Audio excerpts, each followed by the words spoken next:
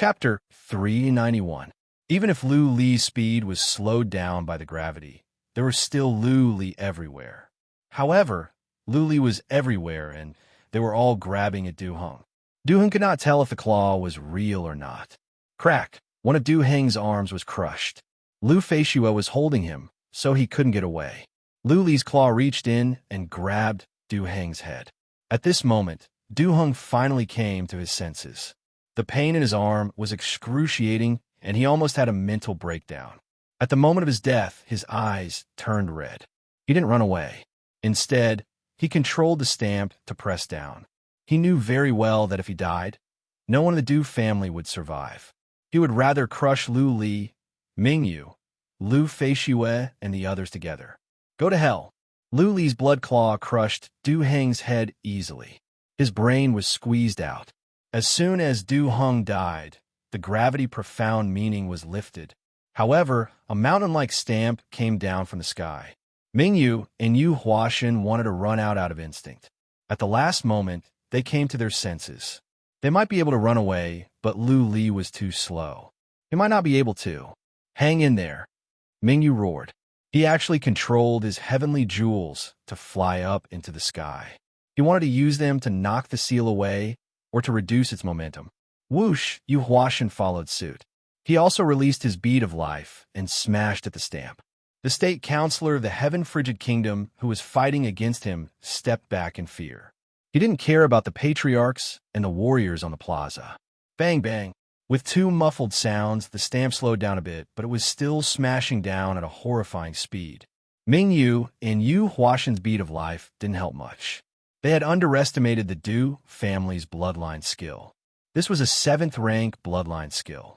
If it could be smashed away so easily, it wouldn't be a 7th-rank bloodline skill. Lu Feishue's face was badly injured and covered in blood. She felt the sky was getting darker. Without any hesitation, she pulled Lu Li into her arms and bent down. She knew how strong the mystic armor was. Not even a mountain could crush her to death. At worst, she would be hurt. Lu Li didn't force himself. He didn't have a strong armor. No matter how strong his body was, he could not stand the pressure. His reaction speed was very fast, and he immediately used his silver claws to claw at the ground. Boom! The seal smashed down like a meteorite, crushing at least 100 people. The entire Heaven-Frigid city shook violently. Many houses collapsed, and the square sank more than 10 meters into the ground. The entire place was deathly silent. Looking at the small seal that was as big as a mountain, many people looked at each other in dismay.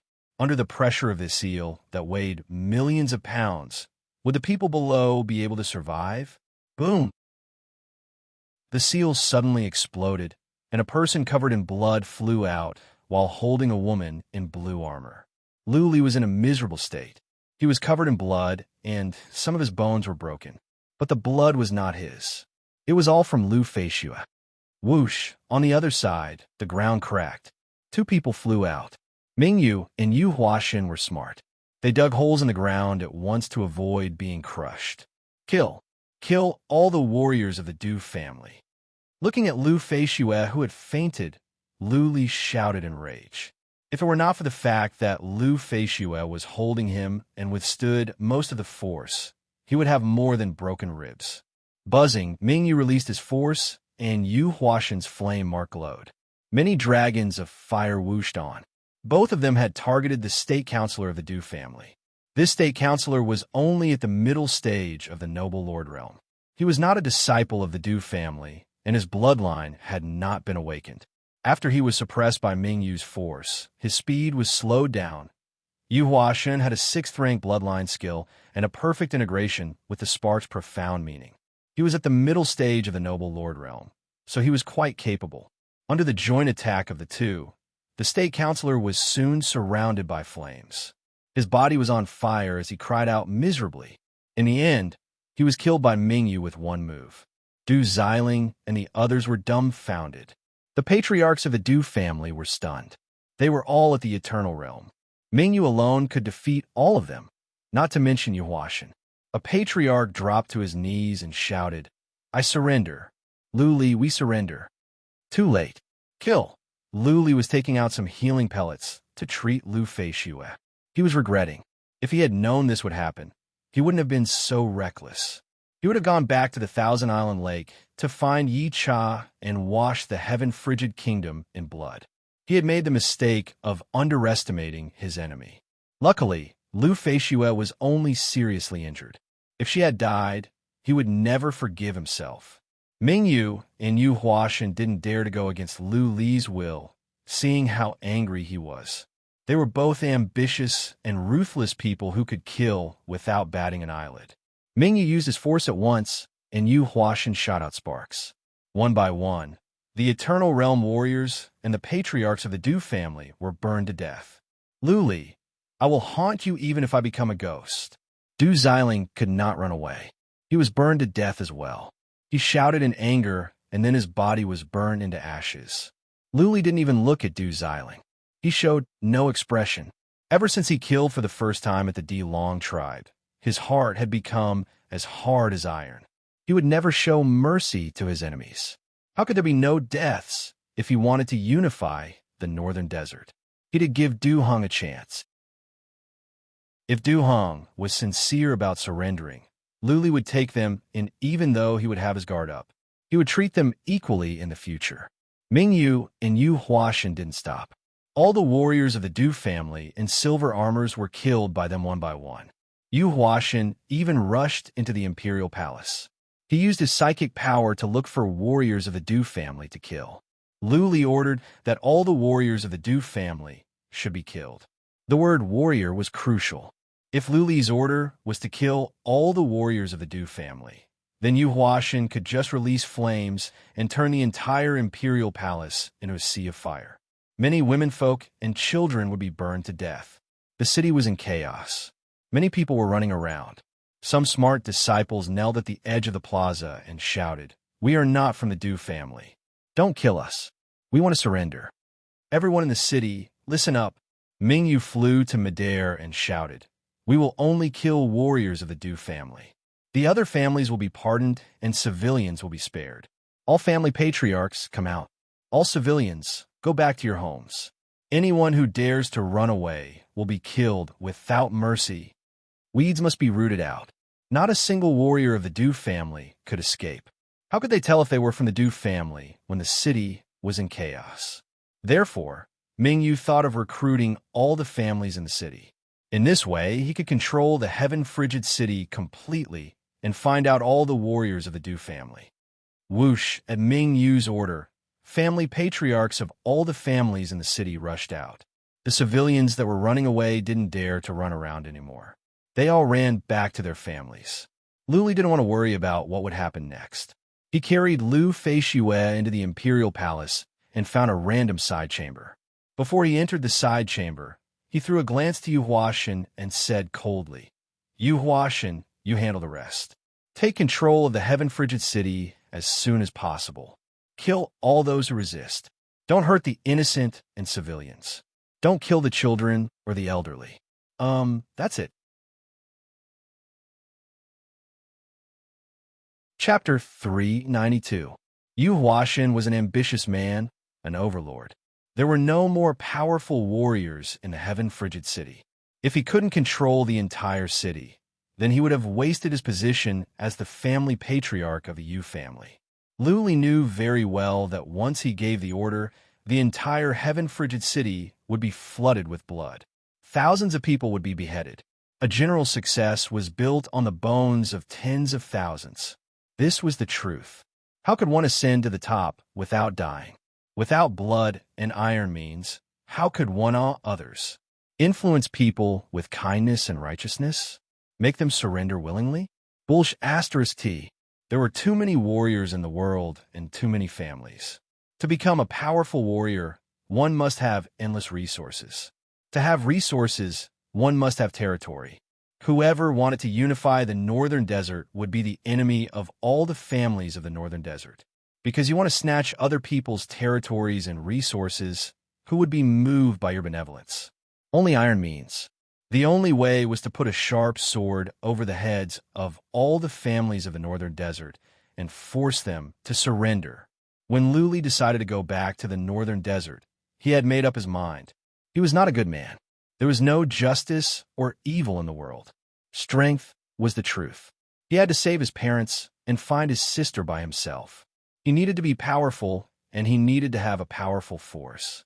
He wanted to build a new Lu family here and make Lu Zhongtan and all the disciples of the Lu family regret it. This was a difficult and dangerous path. One wrong move, and he would fall into a deep abyss. He was a stubborn man.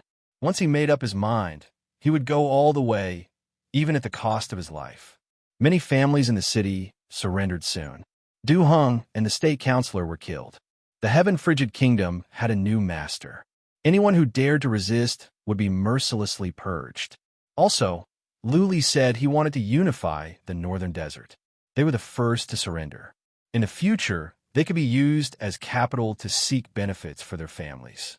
There were 8 fourth-rank families in the heaven-frigid city, and they were all affiliated to the Du family.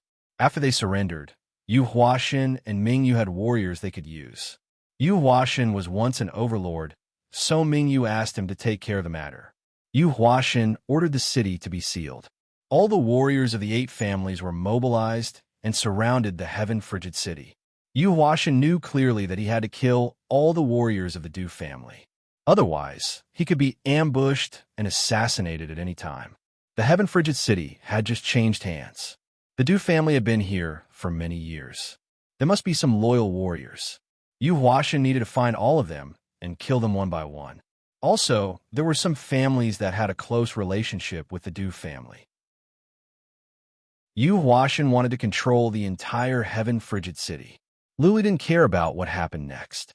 He brought Lu Feishue to a side chamber and asked Ming Yu to get the best imperial physician in the imperial palace and the best elixirs from the national treasury of the Du family. There were many treasures in this world, and it was not difficult to regrow a severed hand. There were also such spirit medicines in the kingdom of freezing sky. The imperial physician found some good pellets and fed them to Lu Feishue. Lu Li was relieved to make sure that Lu Feishue was recovering quickly. However, he still didn't go out. He just sat in the side hall. He trusted Yu Huashan. He didn't have the ability to manage himself. If he intervened, he would only disturb Yu Huashan. Therefore, he might as well let Yu Huashan handle everything. Yu Huashan was a smart man. Now that he had surrendered to Lu Li wholeheartedly, he would do his best. This was Lu Li's first battle since he came back to the northern desert. If he didn't do a good job, Lu Li would doubt his abilities. One day and one night, Yu Huashan had been busy for a day and a night. There were still shouts and cries in the city at midnight. Miserable cries could still be heard. The massacre was still going on. It was not until dawn that the city quieted down. Lu Li still didn't show up. He was waiting for Yu Huashan to report. Whoosh! At dawn, a shadow suddenly floated into the imperial palace. Ming Yu had been sitting next to Lu Li. He opened his eyes at once with killing intent in his eyes. Lu Li didn't have psychic power, so he didn't have to check. He opened his eyes, put on a smile, and said softly, "It must be Yi Cha." "Saint Lord," Yi Cha asks for an audience. As he expected, there came a shout of excitement. The smile on Lu Li's face grew bigger. The news of what happened at the heaven-frigid city would spread across the entire northern desert in half a day. Yi Cha had left overnight. It was quite fast that he could get here now. "Come in," Lu Li said. A man came in from the outside. It was an old man with excitement. Who else could it be other than Yi Cha, the clan leader of the Cyan Phoenix race? "Greetings, Saint Lord." Yi Cha knelt down.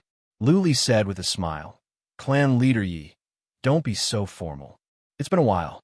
How have you been?" "Good, good. Saint Lord is back. Everything is fine." Yi Cha stood up. His wrinkled face was glowing. Lu Li nodded and asked, "How are the other places at the northern desert?" "Same as always." Yi Cha's answer was short. Lu Li knew what was going on. After a pause, he said, "I have been exiled from the Lu family.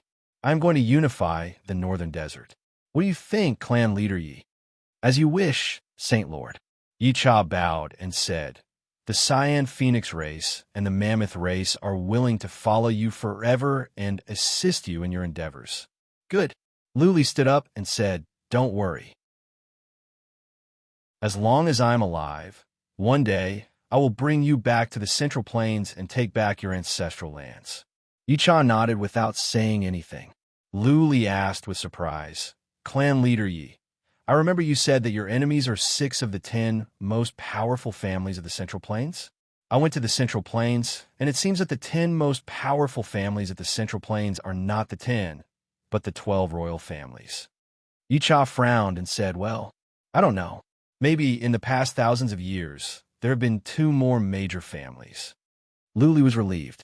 Then he asked, which families are your enemies? Where's your ancestral land? Yicha looked outside and explained, our ancestral land is at the southwest of the Central Plains. Our enemies are the Yiksha race, the Palace of Immortals' Inquiries, the Palace of Heaven's Roars, the Great Buddhist Temple, the Samsara Palace, and the Pavilion of Blossoms. Palace of Heaven's Roars. Lu Li and Ming Yu looked at each other. They once passed by the territory of the Palace of Heaven's Roars. They didn't know that the Palace of Heaven's Roars was involved in the operation to exterminate the Cyan Phoenix race and the Mammoth race. They are all 8th-rank forces, one of the 12 royal families. Lu Li's heart was weighed down. There were 12 most powerful families and races at the Central Plains. Now, he had to help the Cyan Phoenix race and the Mammoth race fight against 6 of them. It was not an exaggeration to say that he was an ant trying to shake the world. Yicha comforted Lu Li, seeing that he was not feeling well. Saint Lord, don't be too stressed. We know it is difficult. As long as you try your best, we will not blame you. Okay, then we will unify the northern desert first and make this our territory. Chapter 393. In just one day and one night, Yu Huashan had completely taken over the heaven-frigid city. It was unknown how many people he had slaughtered in the city. There were at least 10,000 of them. Of course, he didn't kill civilians, children, elderly, or women. This was not only Lu Li's order, but also an unspoken rule among the big families. It was okay for 2 families to fight and kill all the warriors of the other side. But if he killed civilians, elderly, children, and women, then he would be no different from a demon. He would be attacked by others. Powerful warriors of 3 families in the city were killed as well. The 3 families were close to the Du family. One of them was from a branch of the Du family. Another had been with the Du family for many years, and the third had been connected by marriage for several generations. Even though the 3 families surrendered, Yu Huashan still massacred them mercilessly. At the Heaven-Frigid Kingdom, there were several families in some big cities that were close to the Du family. Yu Huashan had no time to deal with them now. He had to take control of the city first. When Yu Huashan came in to report, Lu Li nodded and ordered, put up an announcement. Let the family patriarchs of the families above the 3rd rank of the Heaven-Frigid Kingdom come to the Heaven-Frigid City in 5 days. Those who don't come will be killed.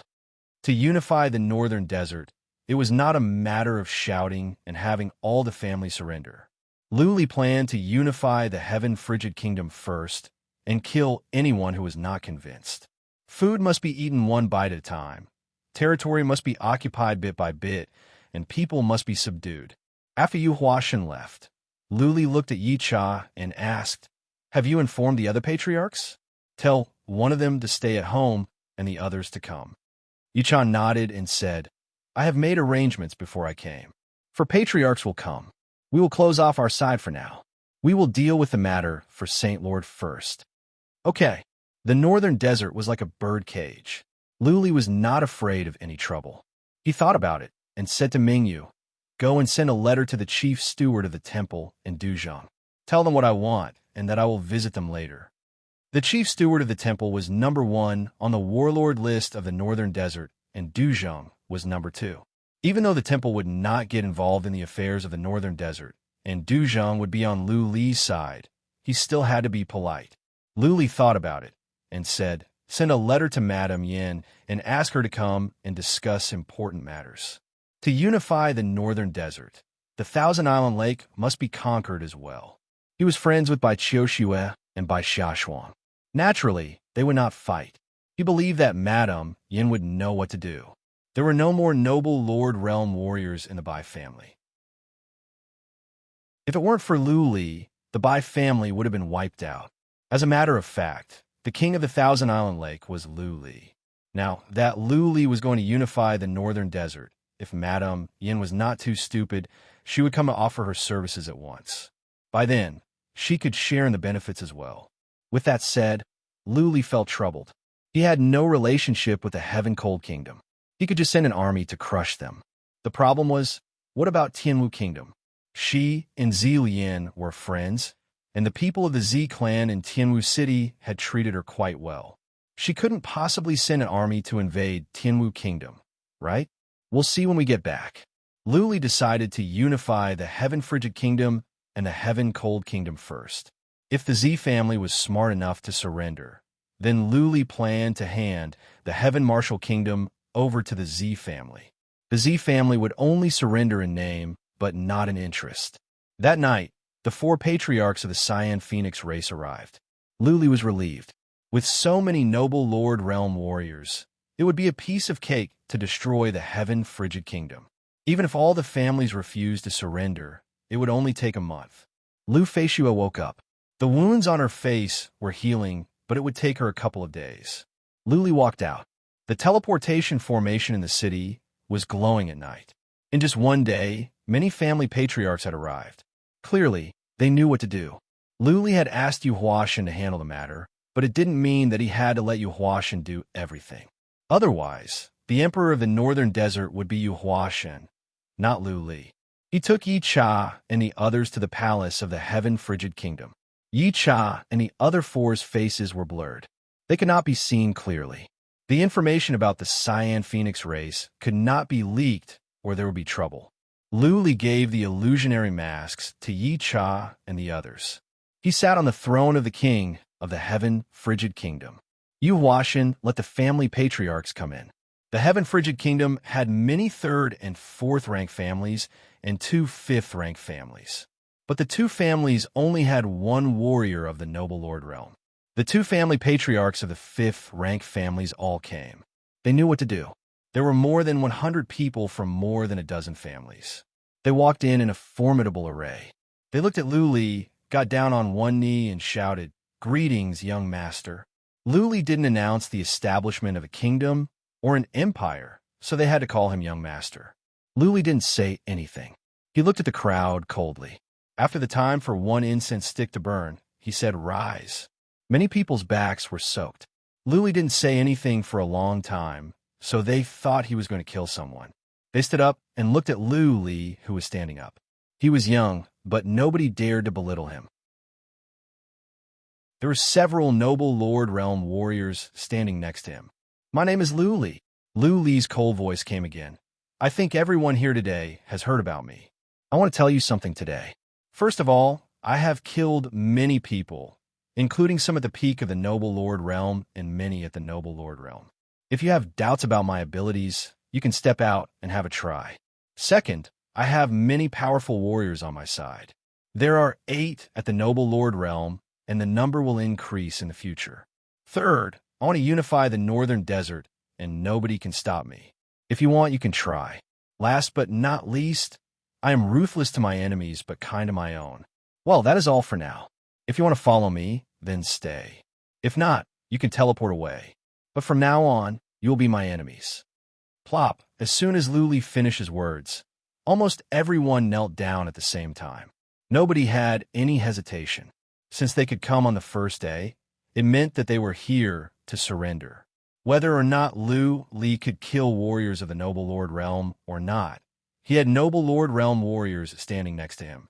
Nobody could stop Lu Li from unifying the northern desert. Since they couldn't, and they didn't want their families to be ruined, they had to surrender. "We are willing to follow you, young master, to unify the northern desert and achieve a great undertaking." A family patriarch of a 5th rank family shouted first. The others followed suit. "We are willing to follow you, young master, to unify the northern desert and achieve a great undertaking." "Very good." Lu Li nodded and shouted. Yu Huashan." Yu Huashan bowed and said, "Young master, I am here." Lu Li waved his hand and said, "From today on, you are the commander-in-chief. These people will listen to your command. In 5 days, if any family patriarch is not here, send out an army and conquer the entire heaven-frigid kingdom in 1 month. Is that okay? Yu Huashan was cheered up. His face glowed. Luli had given him the military power. From now on, he would be the most powerful general of the empire, second only to Luli.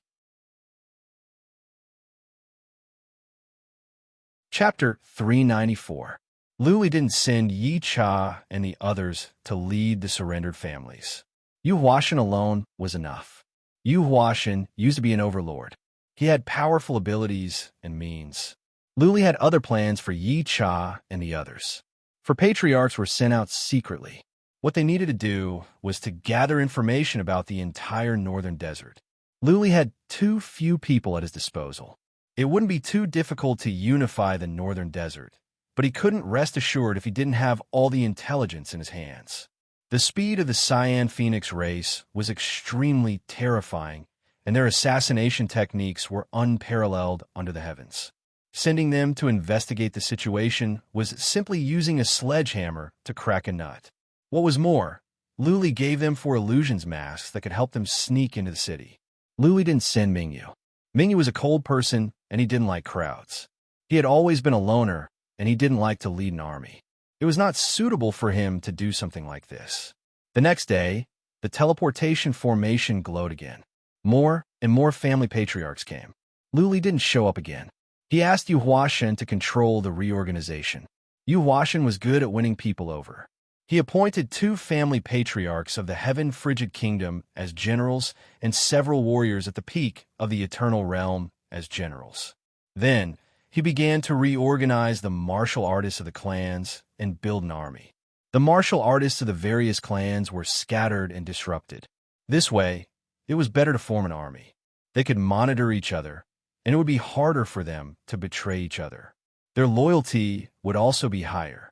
Yu Huashan issued a few orders and drew many pictures. All the warriors were tempted. This was the first army that Luli had built. When he unified the northern desert in the future, he would be rewarded handsomely. At dusk, the teleportation formation lit up again. This time, it was not just 1 or 2 people, but dozens of people, all at least of the Fatewheel realm. Among this group of people was a middle-aged man with hair as white as snow, a young married woman with dazzling beauty, and a young lady as beautiful as a fairy. The lady scanned the square with her beautiful eyes and found that the city was in good order and the soldiers were all excited. She nodded and said, "Please inform young Master Lu that Bai Yin is here with Bai Lung, Bai Xia Shuang, and all the elders of the Bai clan." Madame Yin came with Bai Lung and all the patriarchs of the Bai family. Bai Lung's broken hand had already healed and was as good as new. The Bai family was as wealthy as a nation. Naturally, it would not be a problem for them to treat Bai Lung's hand. Unfortunately, Bai Lung hadn't reached the noble lord realm yet. Lu Li is so arrogant. Bai Xia Shuang's pretty nose twitched. She was unhappy. Madame Yin looked at her reproachfully and said in a low voice, "Shuang, it doesn't matter how you communicate in private, but you must respect Lu Li in public. This concerns the future of the Bai family." Bai Xia Shuang was wearing an emerald green dress. She was slender and elegant. She stuck out her tongue and looked a little unhappy. After a while, the gates of the imperial palace were opened. Lu Li walked out with Mingyu, Yi Cha, and Yu Huashan. Madame Yin and Bai Lung looked at each other and smiled. They hadn't seen each other for more than half a year, but Lu Li was still the same Lu Li, the Lu Li who valued friendship. "Greetings, Miss Shuang, Master Lung, Madam." Lu Li walked over with his warriors. He smiled but didn't salute. He came out to welcome the Bai family, but it didn't mean that he had to be as polite and respectful as before. Their statuses were different now. Lu Li had made it clear that he was going to be the king of the northern desert. How could he salute others? Madame Yin and Bai Lung forced a smile, bowed and said, "Greetings, young Master Lu." The patriarchs of the Bai family bowed as well. Only Bai Xia Shuang stared at Lu Li angrily. She pouted, bit her lips, and said, "Lu Li, you have changed. I haven't changed." Lu Li smiled, looked into Bai Xia Shuang's eyes, and said, "You will understand this in the future. If your sister were here today, she would understand as well. Let's go in."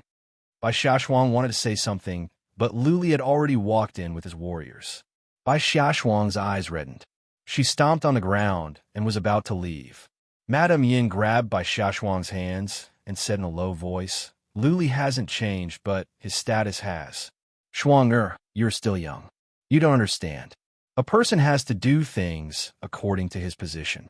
If Luli were the same as before, then he wouldn't be worthy for the Bai family to rely on. Let's go." Bai Xiaoshuang didn't quite understand. She walked in with Madame Yin, feeling wronged. Bai Long squinted. He looked at Lu Li, who was walking in with great strides. He was only at the Fate Wheel realm, but he felt pressured. Bai Long exclaimed, "You used to be a young and inexperienced young boy. Now, you're going to conquer the northern desert. You have matured so fast. How amazing."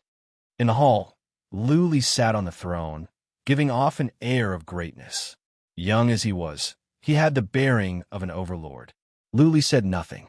He looked down at Madame Yin and Bai Long. Madame Yin didn't hesitate for long. She got down on one knee and said, "Bai Yin and all the patriarchs of the Bai family are here to pledge allegiance to young master. We are willing to follow you forever and help you unify the northern desert and build your empire." Bai Xiaoshuang didn't want to kneel, but a patriarch pressed her down. Her eyes were red and tears were welling up in her eyes. She stared at Lu Li. Lu Li said nothing with a straight face. His expressions were so cold that Bai Xiaoshuang's heart trembled. At this moment, Lu Li was no longer the young boy in her eyes. He was a high and mighty emperor, a king that could dictate the life and death of the northern desert. At this moment, Bai Xiaoshuang suddenly understood. Lu Li didn't change, but his status did. His status forced him to do something he didn't want to do. Otherwise, how could he command the warriors, and how could he have the dignity of an emperor?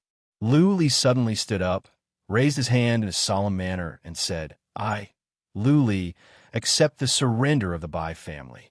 I swear here that as long as I am alive, I will never betray the Bai family." Madame Yin and Bai Long looked up in surprise. Lu Li was making an oath in public.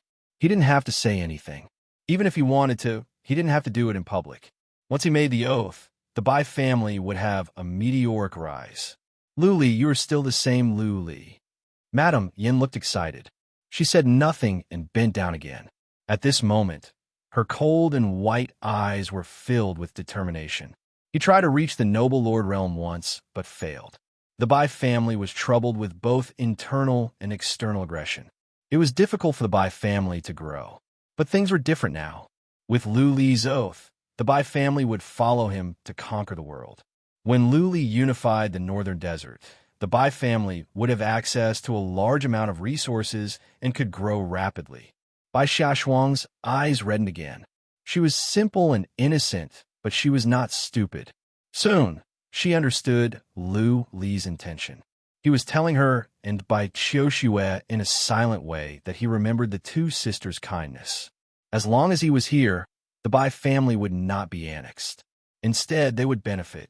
For the first time, Lu Li looked at Bai Xiaoshuang. He smiled. Even though it was just a flash, Bai Xiaoshuang caught it. Chapter 395. Madame Yin was put in an important position by Lu Li. She was appointed as the counselor of the Heaven Frigid Kingdom. As a matter of fact, Madame Yin was not very powerful. She was only at the Eternal Realm. But Lu Li didn't need Madame Yin. He had enough warriors under him. What he needed was Madame Yin's resourcefulness and cruelty. Madame Yin had a nickname, the Black Widow. She was so good at scheming that people would fall in her trap unknowingly. They wouldn't even know that they had been killed. Yu Huashun was his warrior on the surface. Madame Yin was in charge of the things in the dark, doing the dirty things. One of them was a warrior while the other was a scholar. They could restrain each other. It was not that he didn't trust Yu Huashun, but as an emperor, he must maintain balance. This was what Lu Ling meant by the way of an emperor. As a matter of fact, Yi Cha and the others were more suitable to work in secret. However, the identity of the Cyan Phoenix race was sensitive. Lu Li didn't want to use them too much. Yi Cha and the others followed them wholeheartedly, so he naturally had to think for the Cyan Phoenix clan. Yi Cha's enemies were too powerful. Once the six forces, including the Palace of Heaven's Roars, knew about it, the entire northern desert would be plunged into a bloodbath. The people of the Cyan Phoenix race and the Mammoth race had to die, and he would be implicated as well. Therefore, he appointed Madame Yin as the state counselor to take charge of the overall situation. Previously, Madame Yin was in charge of all the affairs of the Bai family. The fact that the Thousand Island Lake was controlled by Madame Yin was proof of her capability. Lu Li also planned to set up a secret team under the control of Mingyu. The purpose of this secret team was to keep an eye on Madame Yin, Yu Huashen, Mingyu, and Madame Yin.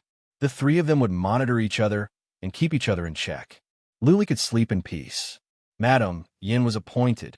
Her face blushed. Bai Lung and the others were excited when they heard the news. Lu Li really valued the Bai family.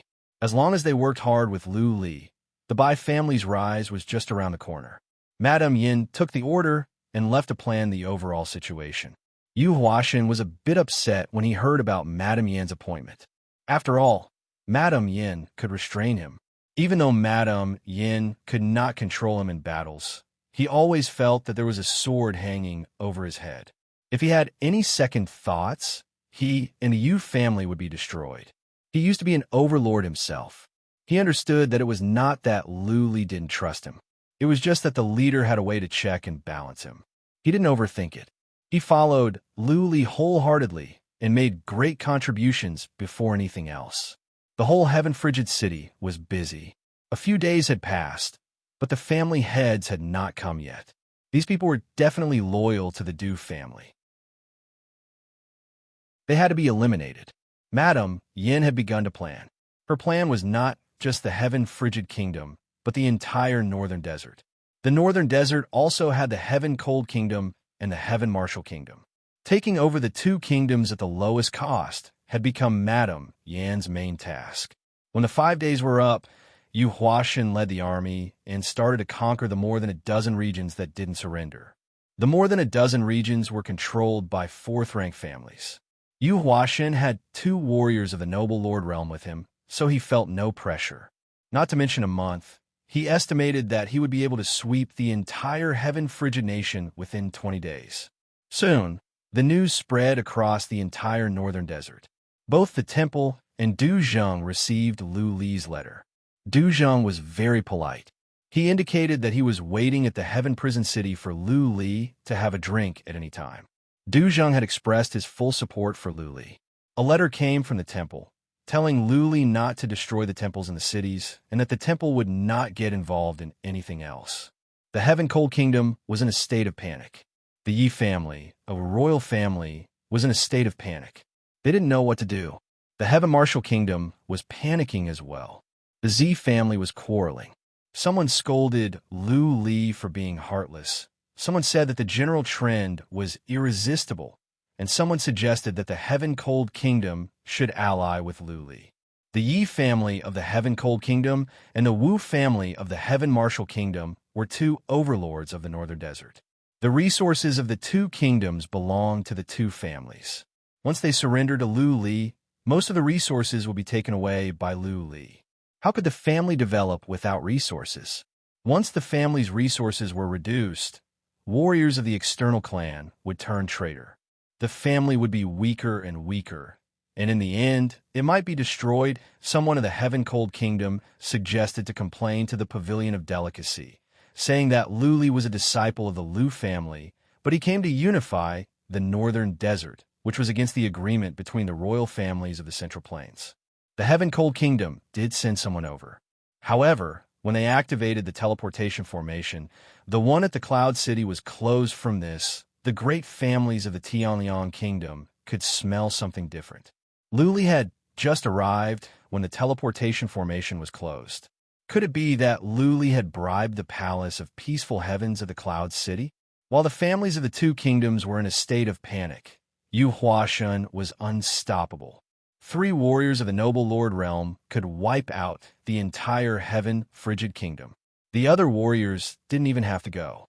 At the Northern Desert and even at the Central Plains, powerful warriors could play a decisive role.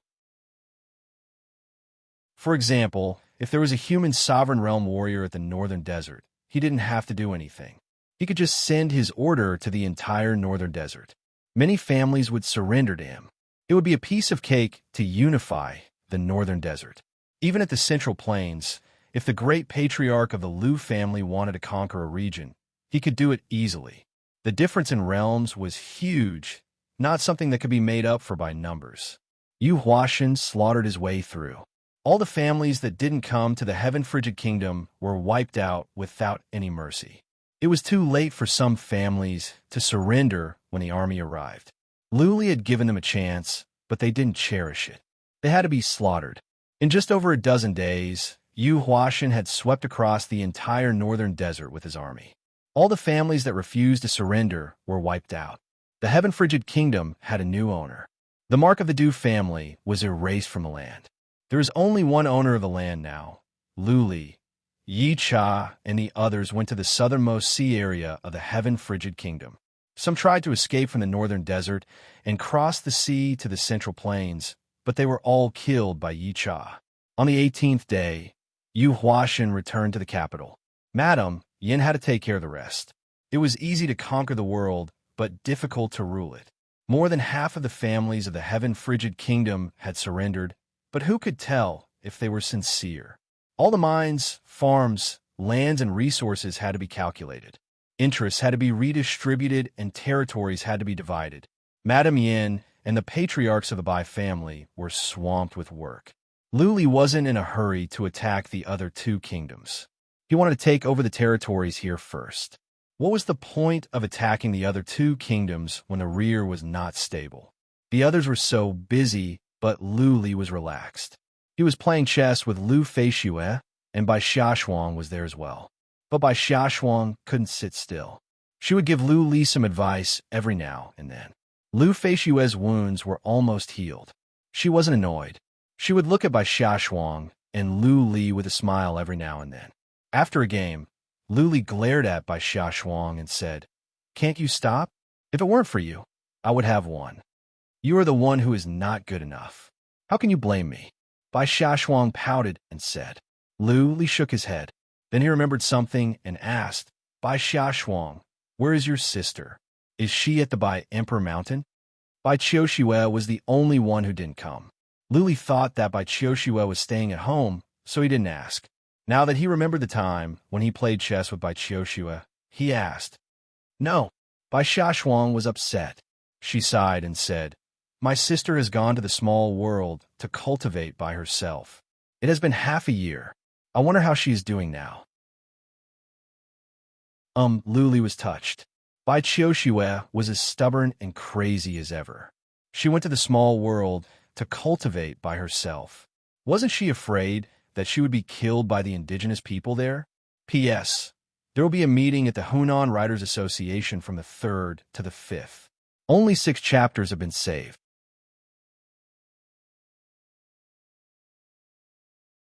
Chapter 396. It had been more than half a year, and Bai Xiaoshuang didn't make much progress. She only progressed from the middle stage of the Soul Pond realm to the later stage, which was too slow for Lu Li. Lu Li was curious about Bai Qiushue's realm. He looked at her and asked, "What realm is your sister at now?" With that said, Bai Xiaoshuang said with pride, "I have reached the Fate Wheel realm. Lu Li, don't look down on me. My sister has been cultivating very hard. She has been in the small world for so long. Maybe she has reached the middle stage of the Fate Wheel realm." Lu Li smiled, not worried. His real abilities had surpassed the Eternal Realm. He could kill average warriors of the Eternal Realm easily. Therefore, Bai Qiushue's breakthrough didn't surprise him. Jiang Qiling was freaky. Jiang Qiling was freakish. Her cultivation speed was like a rocket. Bai Qiushue appeared to be kind, but she was strong inside. Bai Xiaoshuang, on the other hand, seemed to be full of thorns on the outside, but fragile on the inside. Lu Li remembered Bai Qiushue's stubborn face. He smiled and asked, "Are there powerful warriors in the small world your sister went to? Will there be any danger?" "Of course," Bai Xiaoshuang said with a frown. "That small world is the world of green dwarfs. All the powerful green dwarfs were killed, but there are many average ones. But my sister has reached the Fate Wheel realm, and she can fly. I don't think the green dwarfs can hurt her. Okay, I will go to the small world to find her. Luli didn't say more. He had to conquer the entire northern desert, and he didn't have time to worry about by Chioshua. Rustle, rustle, rustle. When Luli was about to play chess with her again, he heard some footsteps. Mingyu walked in and whispered to Luli, "Young master, Lady Zilian is here." Luli was a bit surprised. Then he asked, "Who did she come with? Is Zihuan Xiao here?" Mingyu shook his head. "No, just a patriarch of the eternal realm." Luli squinted.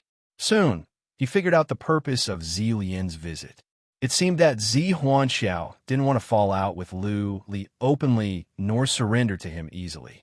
After all, once he surrendered, the Zi family's interests would not be guaranteed. Lu Li sent Zilian over to test Lu Li. Also, Zilian was his friend. How could Lu Li go to the extreme with Zilian's help?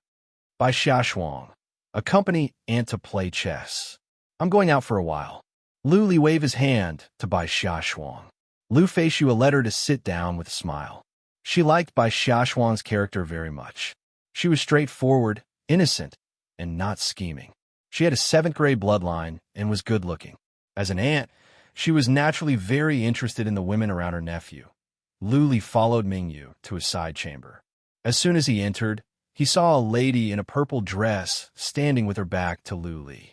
After not seeing her for more than half a year, Zilian had grown a little taller. Her back was also slightly curled up, making her slender and elegant. The purple flower mark on her neck was very obvious, and she held a white jade flute in her hand. Young Lord Lu, a patriarch of the Z family, had been looking outside. He bowed at once. Zilian turned around and looked at Lu Li. "Well, you have reached the Fateful realm as well. I see that Zilian has not been slacking off." Lu Li sensed Zilian's chi and energy. He looked at her pretty face. Zilian had lost some weight, but she looked even more lovely. She stared at Lu Li with mixed feelings. Lu Li smiled and said, "Lady Lian, it has been a while. You have lost weight." Zilian put on a smile, which lit up the entire side chamber. She looked at the patriarch next to her and said, "Uncle 3, you can leave now." The patriarch of the Z family cupped his fists to Lu Li and left. Lu Li waved to Mingyu, who left as well. Lu Li sat down at the main seat. He extended his hand and said, "Lady Lian, please sit down." Zilian nodded and sat next to Lu Li. She picked up the teacup and took a sip. After a moment of silence, she said, "Lu Li, you should know why I am here. As a matter of fact, I don't like this kind of meeting." Zilian had grown up. Her short sentence contained a lot of meaning. She stated that she was here on behalf of the Z family, but she didn't want to represent herself. Instead, she wanted to meet Lu Li as a friend. She had always regarded Lu Li as a friend and didn't want to negotiate in a businesslike manner. Lu Li smiled and said, "If you don't want to represent the Z family, you can represent yourself. Either way, you are my friend." Zilian's eyes glowed, and a glint of surprise appeared on her face. She stared at Lu Li for a while and then sighed. "So what if we were friends? You are still going to conquer the Heaven Martial Kingdom. I know you have made up your mind. You are determined to win this time." "Yes," Lu Li said seriously. "The Northern Desert must be unified. This is a principle, and there is no room for negotiation. But since you are here on behalf of the Z family, I will have to consider our friendship. The Heaven Martial Kingdom can no longer exist, but the Z family can have 80% of the resources of the Heaven Martial Kingdom. This is my promise to you." 80%? Zilian's cherry lips opened slightly. Lu Li's meaning was clear. He only wanted the Z family to surrender, and the Z family's interests would still belong to the Z family. He would only take 20%. These conditions were too generous, so generous that Zilian didn't dare to believe it. Looking into Lu Li's sincere eyes, Zilian smiled. After some thoughts, she nodded and said, Thank you, Lu Li." Lu Li shook his head with a smile and said, "I don't have a choice. Otherwise, I wouldn't have come to the Northern Desert to fight with the other families. I have my difficulties, and I hope you can understand. Also, I will not stay at the Northern Desert for long. The day I leave, the Z family will still be the overlord of the Heaven Martial Kingdom. Luli had been thinking about the Z family for days and nights. When Zillian came, he had made up his mind. If the Z family didn't send Zillian and were stubborn to the end, Luli wouldn't have any scruples, and he would just send troops to destroy the Heaven Martial Kingdom. He had always been like this. He could be persuaded by reason, but not cowed by force. He would be nice to others when they were nice to him. The Z family didn't make any moves at the foot of the By-Emperor Mountain, and they had won Luli's friendship. But the Northern Desert must be unified. The Northern Desert only needed one voice. Therefore, the Heaven Martial Kingdom could not exist. If the Z family was sensible, Luli could return the interests to the Z family. As for taking 20%, it was to avoid dissatisfaction from his subordinates. He was not alone now. He was representing the interests of many people. He had to put on an act. Then I will leave now. I will go back and inform my father and my family. I will have news soon. Zillian stood up at once. Luli had given her such generous terms. She had made a great contribution. She wanted to go back and tell Zi Huanxiao as soon as possible. Zi Huanxiao hadn't slept well for days and nights. Luli watched her leave with a smile. At the door, Zillian suddenly looked back at Luli and said, "Luli, I didn't bring you back to the Z family at the Wuling County. It was the worst decision I made in my life. In the future, I hope I can make up for it."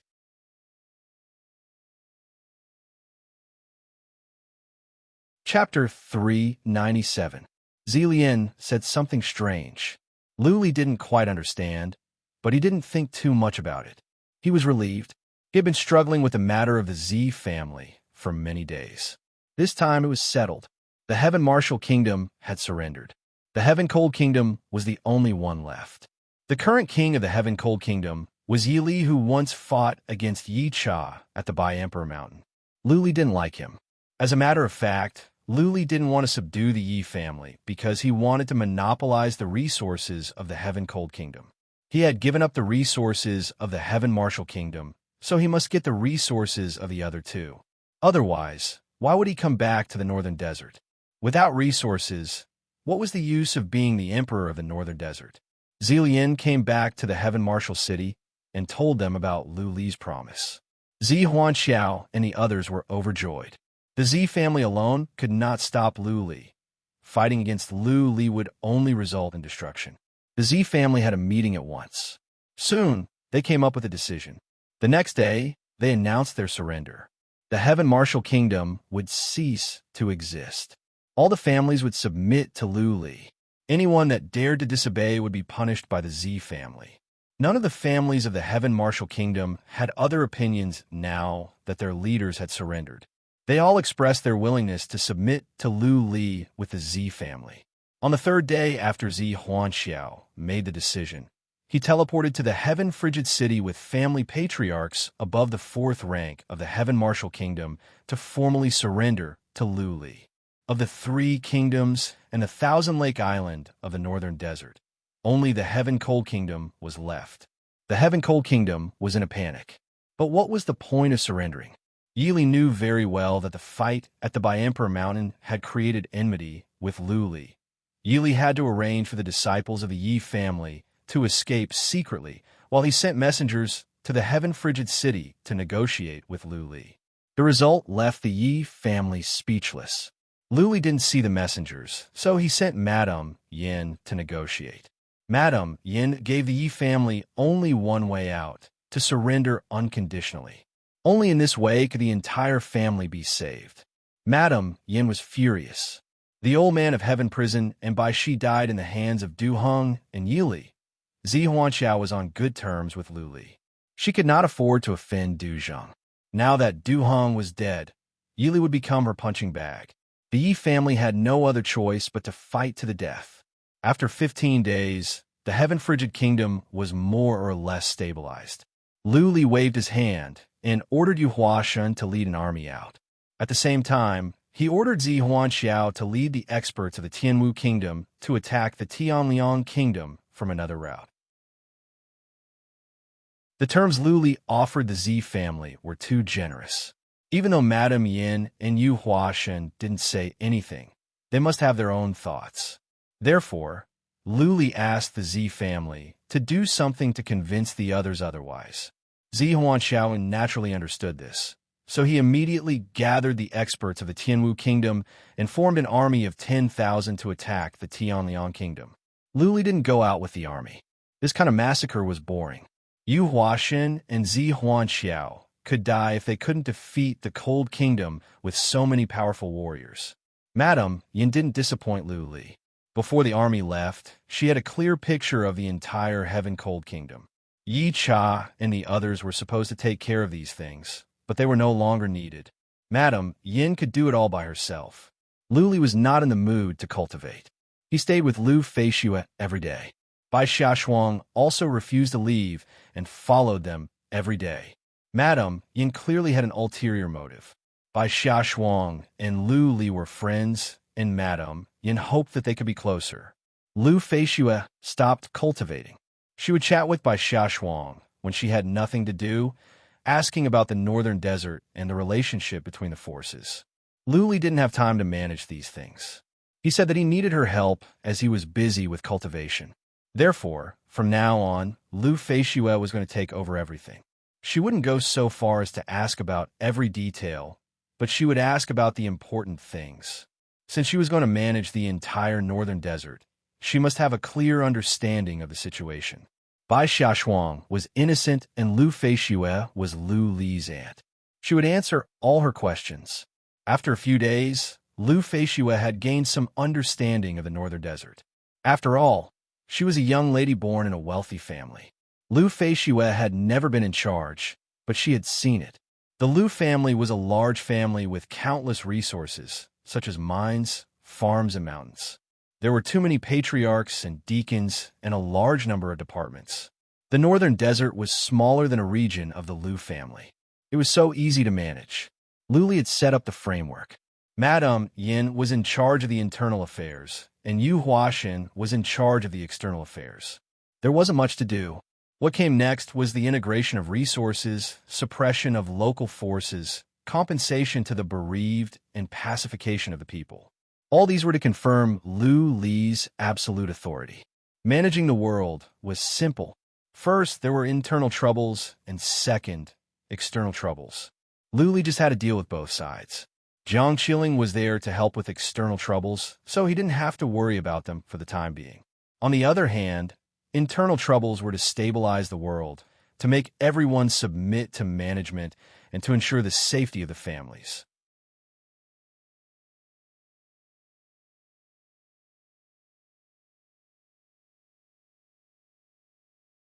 Many powerful warriors of those families have passed away. The Heaven Frigid Kingdom has many empty lands. From now on, the resources that those families have taken over will all belong to you. Luli was dumbfounded. He touched his nose embarrassedly. He didn't know that there were so many twists and turns. If Madame Yin didn't explain, he wouldn't have thought about this. There was light and there was darkness in the world. The filth in the gutter was beyond his imagination.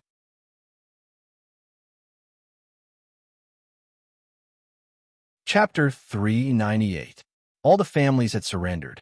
Was Luli going to take all the mines, mountains, farms, and other resources that they had by force? They were all living with him. How could he take away their jobs? Not to mention whether this was right or not. It would be bad for his reputation. Yu Huashan, Mingyu, the Bai family, the Zi family, and even Yi Cha wanted resources. In that small world, the Cyan Phoenix race had very few resources. Many of the resources were taken from their ancestral land before the Cyan Phoenix race was wiped out. The more they used, the less they had. Everyone was waiting eagerly. Luli himself was in need of a large number of mystical materials. If Luli wanted to grow stronger quickly, he would need a large number of top-level mystical materials. The best pellets for cultivating Xian energy, and at least soul crystals to cultivate Soul Pond. More mystical materials to build Fate Wheel. Lu Feishue needed to cultivate as well. Mystical materials of the Noble Lord realm were expensive. Ming Yu and Yi Cha all needed to cultivate. The amount of mystical materials they needed was astronomical. Many top-level mystical materials could not be found in the northern desert, such as rising dragon grass, soul crystals, or better ones. These mystical materials had to be bought at the Central Plains. Luli knew Jiang Qiling, but he could not ask her to give them to him. The Jiang family would be unhappy if he gave them too many. Therefore, the Lu family would have to exchange resources to be a talented, powerful warrior. Not only must he be talented, he must have endless resources. Lu Renwang was so talented. Without the resources provided by the Lu family, how could he reach the human sovereign realm on his own? No way. In this world, without the support of big families and resources, it was impossible to become a powerful warrior. It was okay to cultivate at the beginning. But once a warrior reached the noble lord realm or the human sovereign realm, the mystical materials he would need would cost a fortune. Without territory and resources, he would have to rob and take risks in dangerous places. The consequence would be being hunted down by big families, and he might not be able to come back out of those dangerous places. Even though Lu Li had prepared himself before he went back to the northern desert, he still couldn't help but sigh. He had experienced the saying success was built on 10,000. If he didn't fight, he would not be able to become stronger. The end result would be him being slaughtered. His parents were suffering in the ice abyss forever, and Lu Ling was all alone. Maybe she was being abused. Never mind, never mind. Lu Li waved his hand and decided not to pursue the matter further. Madame Yin bowed and said, "Young master, you are kind and generous. Don't get involved in this. Bai Yin is often called the poisonous widow anyway. I will deal with it." Lu Li looked over. Madame Yin was bending her body and looking up. Her neckline was already low. From Lu Li's point of view, he could see all of her white breasts. Gulp, Lu Li swallowed his saliva and stared blankly at her. Seeing Lu Li's expression, Madame Yan's expression became enchanting. Her eyebrows were like ink and her eyes were watery. She was so flirtatious. Fortunately, Lu Li was a strong-willed man. Soon, he looked away and said, "Madam, I leave it to you." However, there was one thing that had to be made clear to the three armies. Lu. Madame Yin smiled gently, but she didn't leave. She looked at Lu Li with a smile and said, "Young master, you have been very tired lately. I know some massage techniques that can relieve fatigue. How about I give you a massage?" How could Lu Li not know what Madame Yin was up to? But he was at the age where he was full of vigor. He would be lying if he said he didn't have any thoughts when such an enchanting lady was willing to let him do whatever he wanted without any worries. He was struggling inside. Madame Yin walked over with a smile. She put her hands on Lu Li's shoulders and pressed him to the chair. Then she started to massage Lu Li's shoulders and neck. Admittedly, Madame Yin was good. She used just the right amount of strength. Lu Li seemed to be fine, but he was under a lot of pressure. After a round of kneading, his entire body felt very comfortable, so he closed his eyes and didn't say anything. Madame Yin was well behaved. She massaged Lu Li's shoulders, head, neck, and back. Then she started to massage his hands. She was very skilled. It seemed that she had received this kind of training before. Seeing that Madame Yin did not overdo it, Lu Li closed his eyes and enjoyed it. But after a while, he suddenly felt a hot body leaning against his back. Two soft mounds were pressed against his back, very elastic. Even though Lu Li was a virgin, he knew what it was. His muscles tightened, his mouth was dry, and there was a surge of desire in his lower abdomen. Luckily, Madame Yin moved away soon. She was massaging Lu Li's hands. It seemed that she had touched them accidentally. Lu Li's heart was in his throat. Madame Yin turned around and stood in front of Lu Li.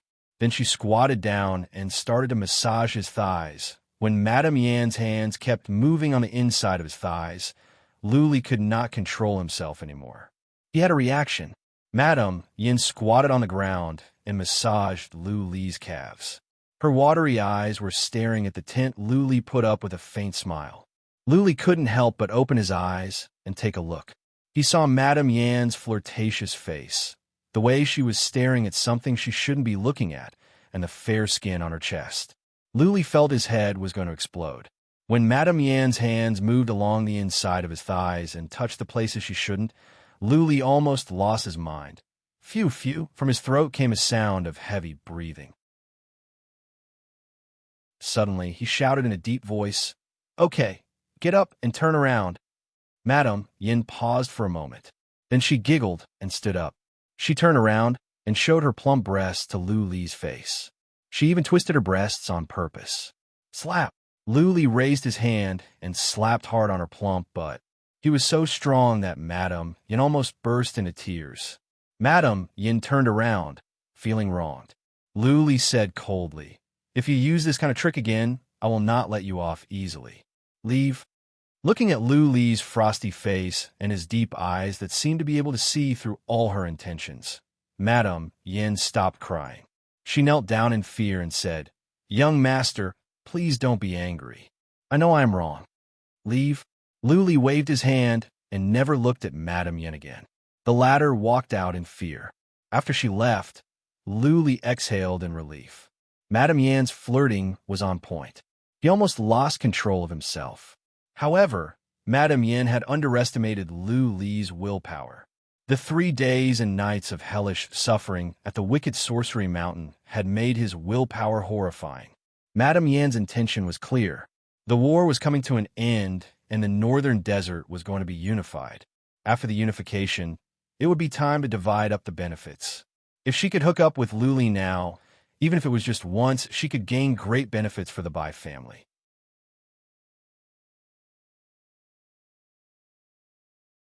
Chapter 399. Lu Li sat in the hall for a while and was about to go back to the backyard when Mingyu came in to report that Lu Yi was here.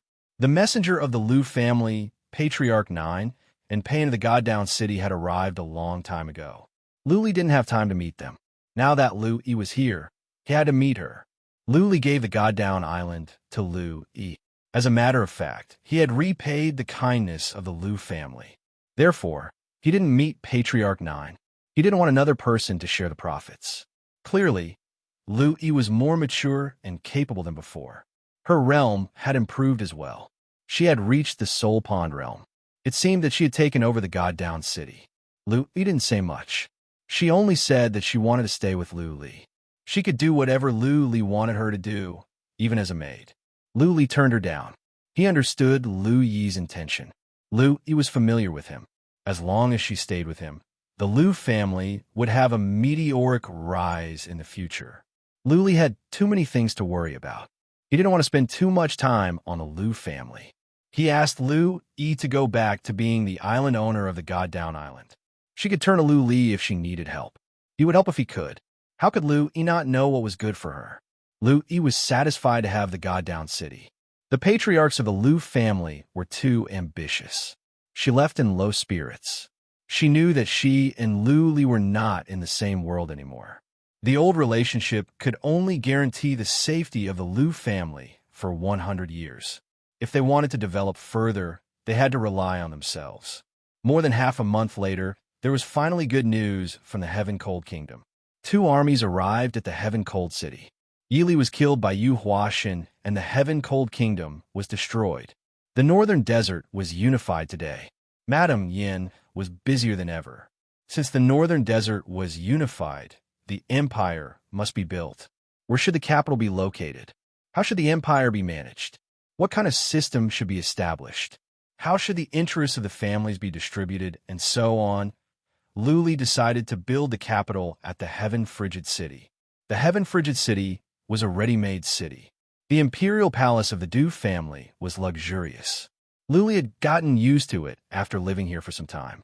The most important thing was the Heaven Frigid City was in the south of the northern desert, which was the closest to the Central Plains. In the future, they would definitely trade with the Central Plains. Unfortunately, the teleportation formation to the Central Plains was destroyed under Lu Li's order. That was not important.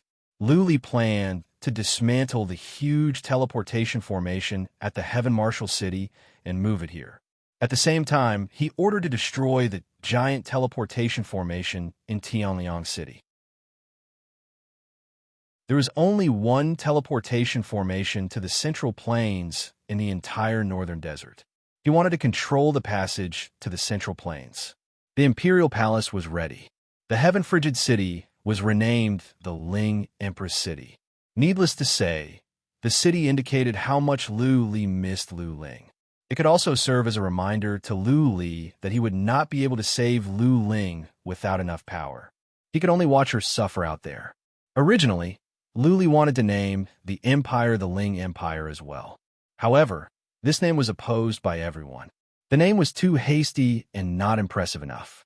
In the end, after some discussion, Lu Feishue personally made the decision. The new empire would be called the Shenwu Empire.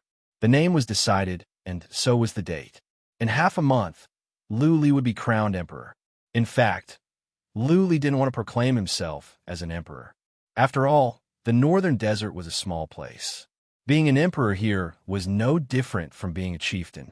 He would be laughed at by the big families at the Central Plains. If a disciple of the Lu family was exiled and he went to a small place like the northern desert to proclaim himself as an emperor, he would become a laughing stock among the disciples of the big families. That being said, it had always been like this in the history of the northern desert. To unify the northern desert, one had to build an empire. When in Rome, do as the Romans do. The Hall of Phoenix. Lu Feishue sent the maids away and began to talk business with Lu Li. Lu Li, you are going to be crowned soon. Even though the emperor is nothing to the big shots of the Central Plains, you are still the king of the plains. How can you not have a harem when you are an emperor? I think Bai Xiaoshuang is a good candidate. You can have her in your harem. Of course, before Lu Li could say anything, Lu Feishue continued. You are the eldest grandson of the Lu family. You have a high status. Bai Xiaoshuang cannot be your wife. She can only be a concubine. Your future wife must be a young lady of the 12 royal families. You cannot be careless about this. Lu Li was speechless. When it came to marriage, first of all, there must be feelings. The two of them were just friends. Who would force a marriage between them? Everything could be discussed. This was Lu Li's own business. He must make the decision himself.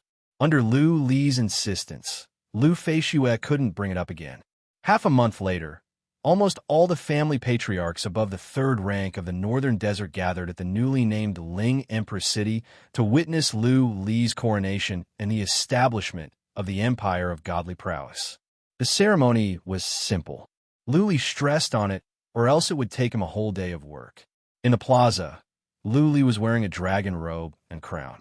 He led the officials to worship to heaven. Then they all knelt down and chanted, "Long live the emperor." Lu Li didn't feel complacent looking at the people on their knees and the powerful warriors kneeling at his feet. Instead, he felt a sense of loss. He looked to the south, a sense of loneliness on his face. How he wished that Lu Ling was here to witness this scene. He and Lu Ling depended on each other since they were young. They grew up in the Di Long tribe with great difficulty. They were lonely and bullied. Lu Ling was almost raped, which made her a cripple. At that time, Lu Li could only look up to any random warrior at the Wu Ling County, let alone become the master of the northern desert. For the sake of several body refinement pellets, he even pulled coffins for the Lu family. Now that he was the emperor of the northern desert, he had more than 10 noble Lord Realm warriors, hundreds of Eternal Realm warriors, and countless Fate Wheel Realm and Soul Pond Realm warriors. He was the master of the northern desert, but he didn't know where Lu Ling was. What kind of fate did she suffer? Sister, wait for me. Lu Li clenched his fists secretly. His veins were popping out. He began a plan. When the northern desert was stabilized, he would go to Jiang Qiling and ask her to help him find Lu Ling. At the same time, he would send someone to look for Lu Ling. Once he found her, he would save her at all costs. Father and mother. Lu Li looked to the north. There was a trace of pain on his face. He knew his parents were in there, but he couldn't save them. Who could understand this kind of pain and grievance? I must find a way. Lu Li had enough people on his side now. He could send some to the ice abyss to die. He had to find a way to go, and no matter what. Maybe he could save Lu Renhuang and his mother. Long live the emperor.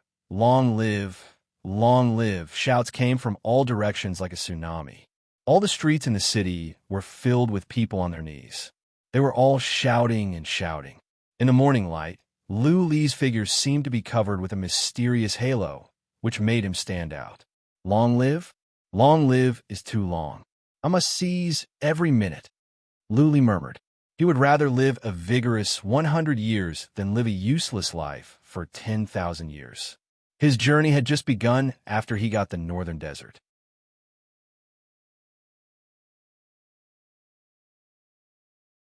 Chapter 400. The Empire of Godly Prowess was established. Luli began to appoint officials.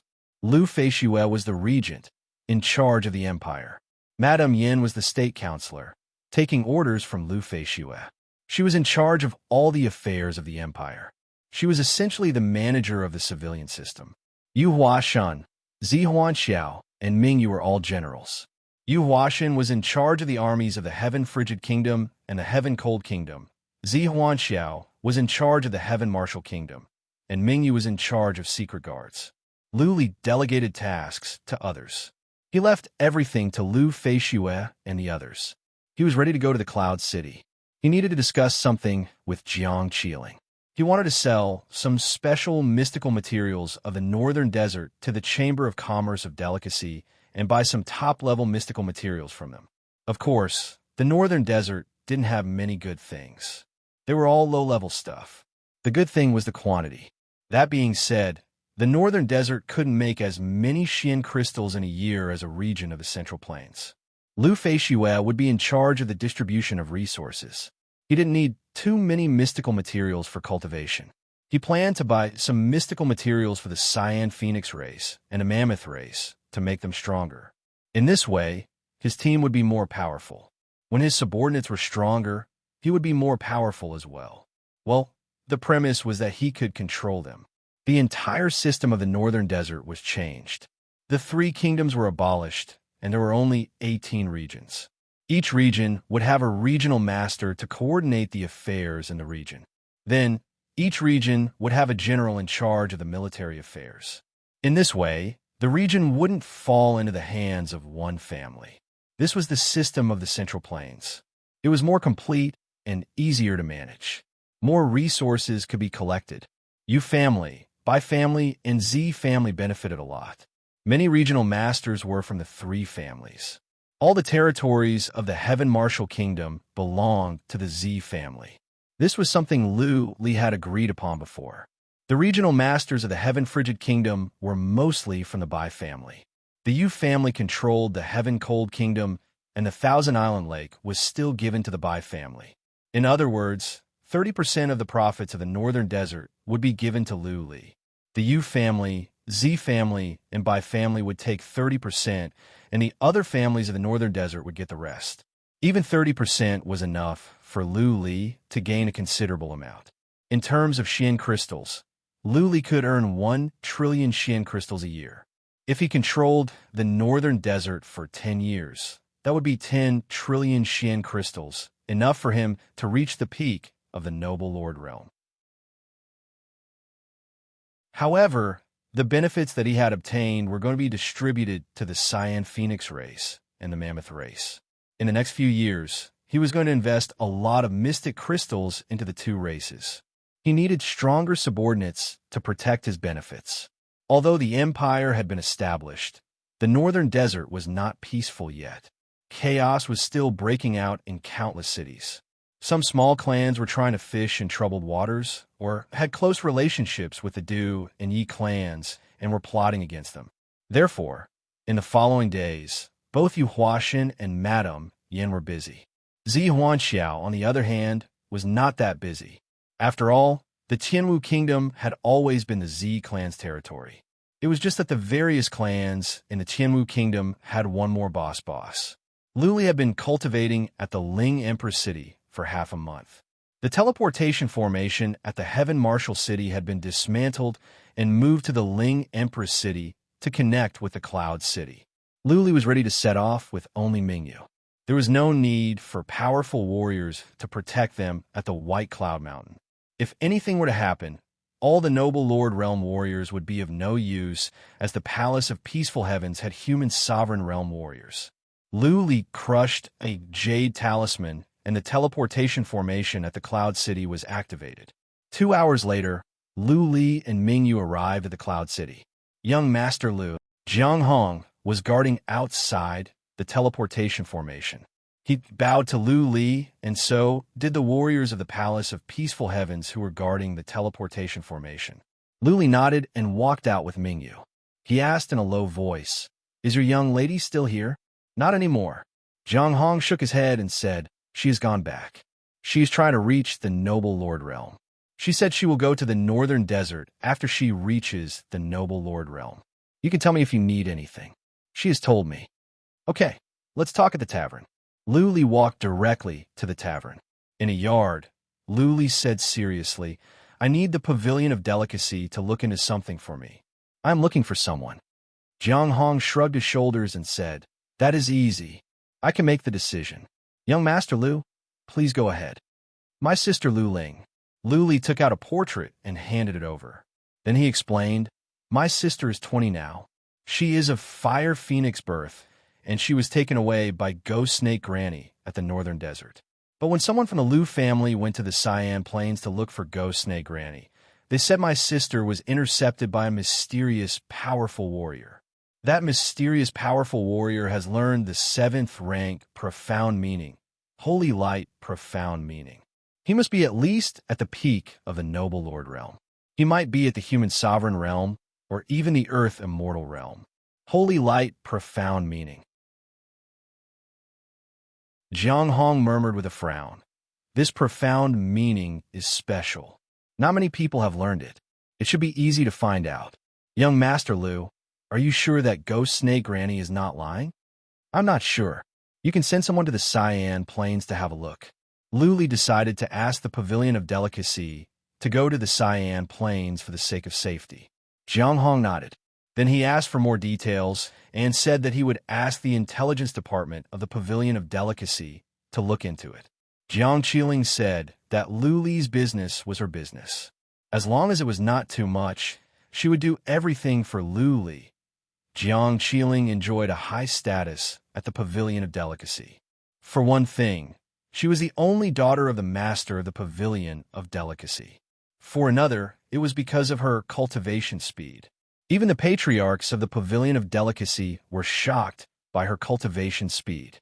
If this young lady could keep on cultivating like this, reaching the Earth Immortal Realm would be just around the corner. Lu Li then moved on to the second matter of his visit. He wanted to do business with the Pavilion of Delicacy. He wanted to sell the surplus mystical materials at the Northern Desert to the Pavilion of Delicacy and buy the mystical materials he needed from the Pavilion of Delicacy. This was a matter of mutual benefit. Jiang Hong would not turn it down. The Pavilion of Delicacy had a branch of the Pavilion of Delicacy at the Cloud City. At once, Jiang Hong sent for Jiang Hua, the chief steward of the branch, and introduced him to Lu Li. Jiang Hong said that Lu Li could turn to Jiang Hua for all future transactions. He would charge the price according to the Central Plains price and 20% off from the Pavilion of Delicacy. This was a great honor. Jiang Hong was giving Lu Li many Xian crystals for free. At first, Lu Li refused. Jiang Hong smiled and said that all distinguished guests of the Pavilion of Delicacy could enjoy this treatment. It was not a big deal. Jiang Hong had the right to do so without asking for permission. Lu Li didn't turn it down anymore. They talked about the details of the cooperation. Lu Li bought some pellets and soul crystals for the cultivation of Xian energy and went back with Mingyu. At the same time, he made a list of mystical materials for Noble Lord Realm, such as rising dragon grass, thousand palm leaves, and so on. He would buy them directly next time he came. He didn't bring too many mystical materials and mystic crystals with him this time. He didn't want to be involved in these trifles. He would ask Mingyu to come and trade with him in the future. Jiang Hong and Jiang Hua saw Lu Li off in person.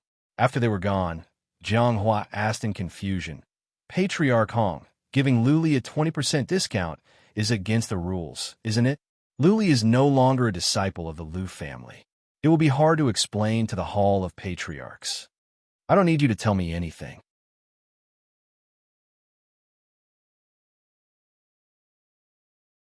Chapter 401. Back at the Northern Desert, Lu Li began closed-door cultivation. He had been diligent in cultivation. What was more, everyone else was too busy. It was not good for him to be too carefree by himself. He would be criticized. He told Madame Yin to sort out the national treasury. The Heaven Frigid Kingdom and the Heaven Cold Kingdom were destroyed, and many mystical materials were seized. The two kingdoms had stored many good things over the years. Lu Li planned to ask Mingyu to sell the rest of the items to the Chamber of Commerce of Delicacy after sorting them out.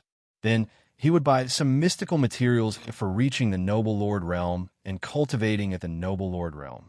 The Northern Desert was a barren land with few rare mystical materials. The Central Plains was a vast land with abundant resources. With enough Xian crystals, mystical materials for Noble Lord Realm, and even human sovereign realm could be bought.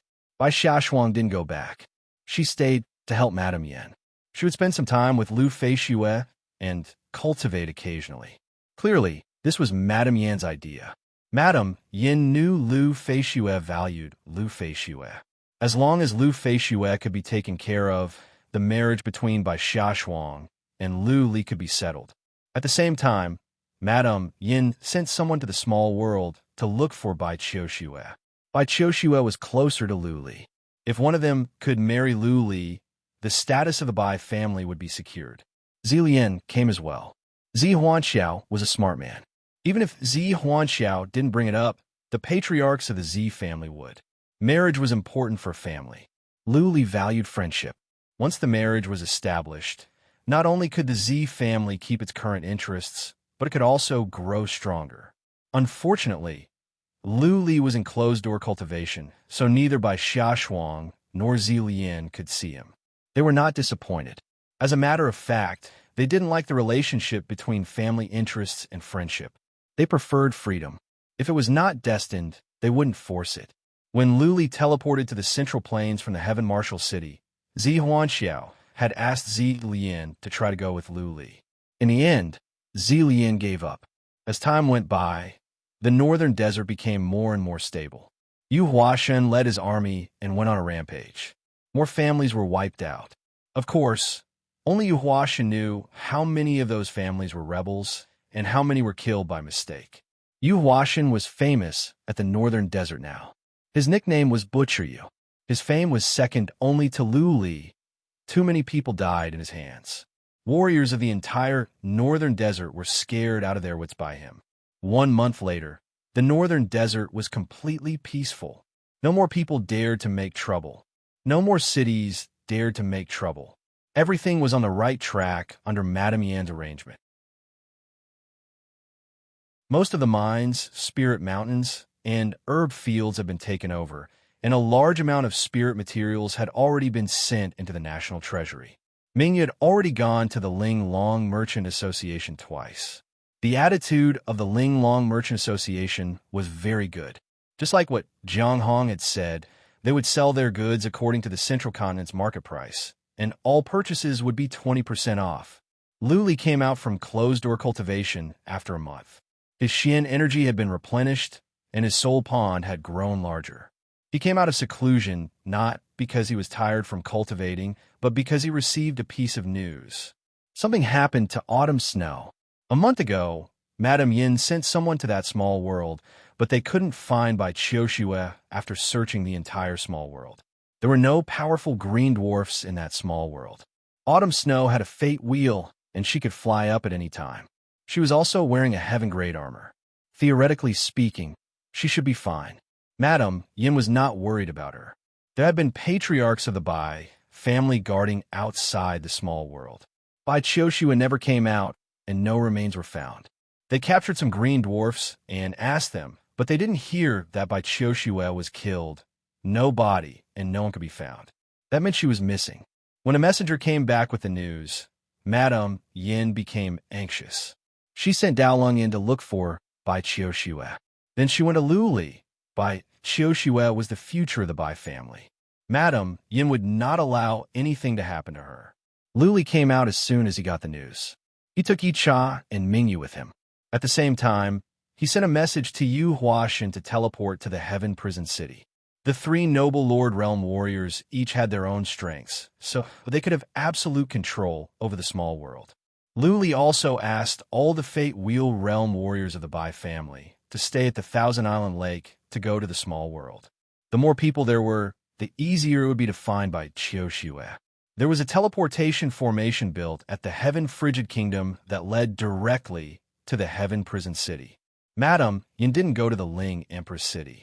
Bai Xiaoshuang and Zilian went with her. Bai Xiaoshuang was worried about Bai Qiuxue, and Zilian wanted to go with Lu Li to gain experience. Let's go. Yu Huashan had been waiting for orders since they arrived at the Heaven Prison City.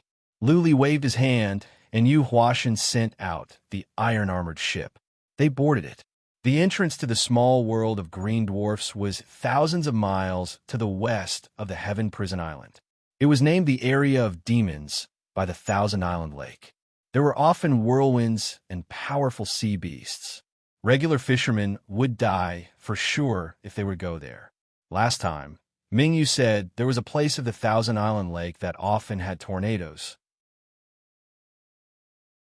He was talking about this area. The entrance to the small world was at the bottom of the lake.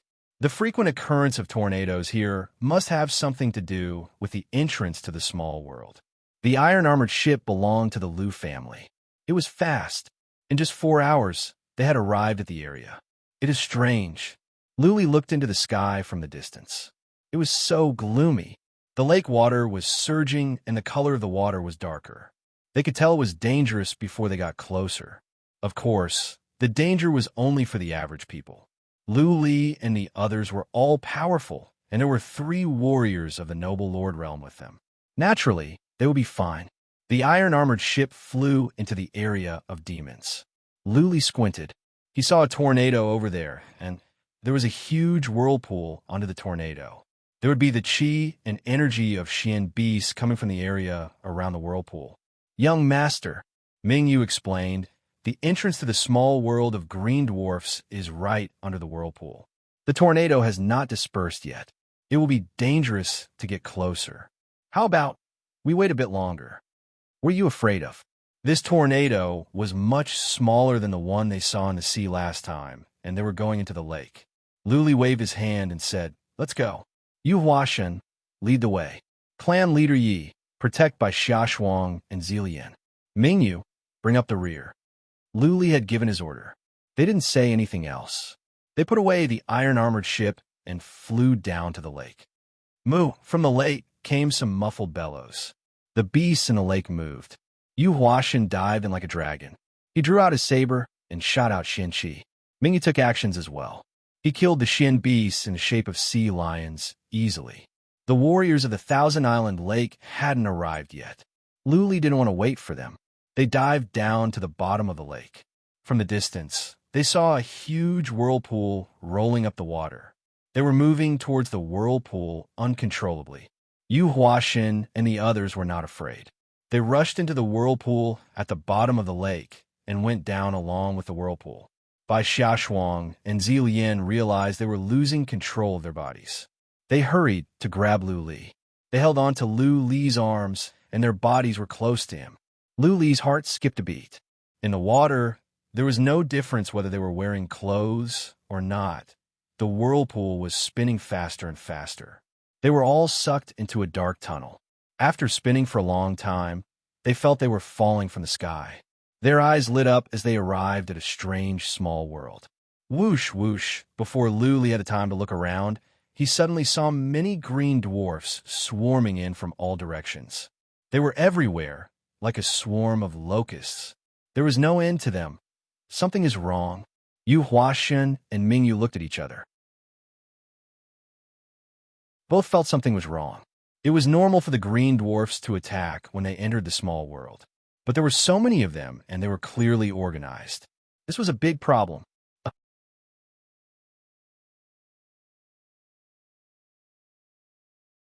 Chapter 402. The world of green dwarfs was discovered by a family of the Thousand Island Lake by accident. Back then, there were many powerful green dwarfs. The old man of Heaven Prison brought by Shi and the others to kill the powerful green dwarfs and took all the mystical materials. After that, the old man of Heaven Prison left it alone. The Bai family would come here every once in a while to clean up the powerful green dwarfs. Therefore, many warriors of the Thousand Island Lake had come here before.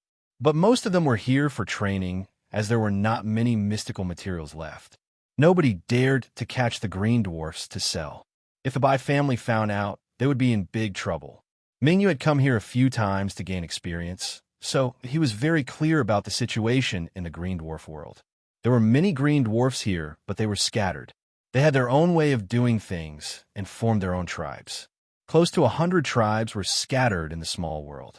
They had never had a country, nor did they have any experts who had a strong rallying power to command all the big tribes. Yu Huashan had heard about the situation here. The green dwarfs were not very intelligent, and they didn't have a human civilization. They were more like primitive humans in the primitive times. Therefore, Mingyu and Yu Huashan were surprised to see so many green dwarfs showing up in a well-organized way. Lu Li reacted quickly. He released his fate wheel at once and grabbed Zilian and Bai Xiaoshuang. Yi Cha and the others released their beads of life and looked down coldly. Lu Li, how come your fate wheel is like this? Bai Xiaoshuang looked at the silver fate wheel under Lu Li's feet and the dragon patterns on it with curiosity. Zilian had noticed it a long time ago, and she was also surprised. Whoosh, whoosh, whoosh, the green dwarfs down below made some strange noises. All the green dwarfs nearby took out bone spurs from their backs and threw them into midair. Clearly, the bone spurs were treasures unique to the green dwarfs. They were fast and pierced through the air, making some shrill noises. It was a magnificent scene. It was suffocating, as if thousands of arrows were fired at the same time. This was nothing for them. Lu Li and the others didn't even move. Mingyu's bead of life glowed as he released force. The space within a radius of more than 300 feet was suppressed. All the bone spurs were immobilized. Yu Huashan drive the green dwarfs away. Lu Li waved his hand, and Yu Huashan made his move. The bloodline mark on his neck glowed, and sparks flew out. Mingyu was very cooperative. When the momentum was weakened, the spark instantly lit up the prairie. Woo-woo, many green dwarfs were hit by the sparks and immediately howled in pain, rolling on the ground. Many people were hit in the chest by the sparks, and a large hole was burned in their bodies. Some of the green dwarfs were shot in the head and died instantly. An adult green dwarf could match a warrior of the Soul Pond realm. The stronger ones could match a warrior of the Fate Wheel realm. The most powerful ones could only match a warrior of the Eternal realm. That was why the Old Man of Heaven prison could sweep across the entire world of green dwarfs. Even though there were many green dwarfs on the ground, none of them was a powerful warrior. They were only as powerful as warriors of the Soul Pond realm. Even Lu Li could defeat them, let alone Yu Huashan, Mingyu, and Yi Cha. Yu Huashan's sparks' profound meaning was the most effective way to deal with an army. Sparks flew everywhere. Many green dwarfs were injured or killed. In the time for just a dozen breaths, the ground had turned into hell. There were thousands of green dwarfs on the ground. After Yu Huashan slaughtered for a while, more than 1,000 of them had been injured or killed. The rest of the green dwarfs were scared. Their green eyes were filled with terror. However, this time, none of the green dwarfs left, which surprised Yu Huashan and Mingyu. Previously, when Mingyu came in, the green dwarfs would run away as soon as they sensed his chi and energy. This time, not only did they not run away, they were going to fight to the death. What is it? Lu Li saw the confusion in Mingyu's eyes and asked. Mingyu flew over to explain. Lu Li waved his hand and said, "Keep on killing until they are afraid." These were alien races, not humans. For Lu Li, they were no different from Shin beasts. Since these dwarf monsters were not afraid of death, Lu Li would not show any mercy. Bang, bang, bang. After the time for more than a dozen breaths, Yu Huashan had killed another 1,000 or 2,000 green dwarfs. From a distance came a muffled sound of drums. The green dwarfs that were charging towards them and throwing out bone spikes immediately fled. They turned into streaks of ghostly shadows and fled in all directions. Drums. A glint of coldness rose in Lu Li's eyes. He looked at Yi Cha, who came to his senses. He rushed toward the source of the drums in a gust of wind. The green dwarfs are really under someone's control. Mingyu frowned. He could not figure out who could control the green dwarfs. Could it be that a powerful warrior had sneaked into the small world and controlled all the green dwarfs? Yu Huashin, go around and have a look as well. Lu Li waved his hand. Yu Huashin rushed toward a direction as fast as he could. Lu Li and the others flew to a small hill nearby and waited quietly. The time for 1 incense stick to burn, 2 incense sticks to burn, 3 incense sticks to burn. What surprised Lu Li and the others was that Yi Cha and Yu Huashin hadn't come back after such a long time. They were so fast. They should have returned by now, whether they had gained anything or not. Whoosh! After the time for 1 incense stick to burn, there came a gust of wind.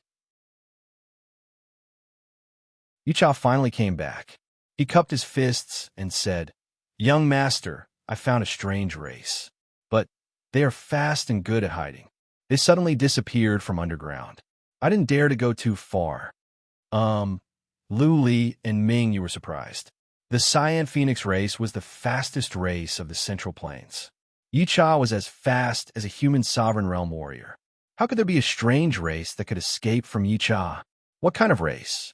There are only green dwarfs in the small world. Bai Xiaoshuang was worried. Was Bai Qiushue's disappearance related to the mysterious race? They look like humans, but they are small. They have yellow skin and yellow scales on their hands and feet.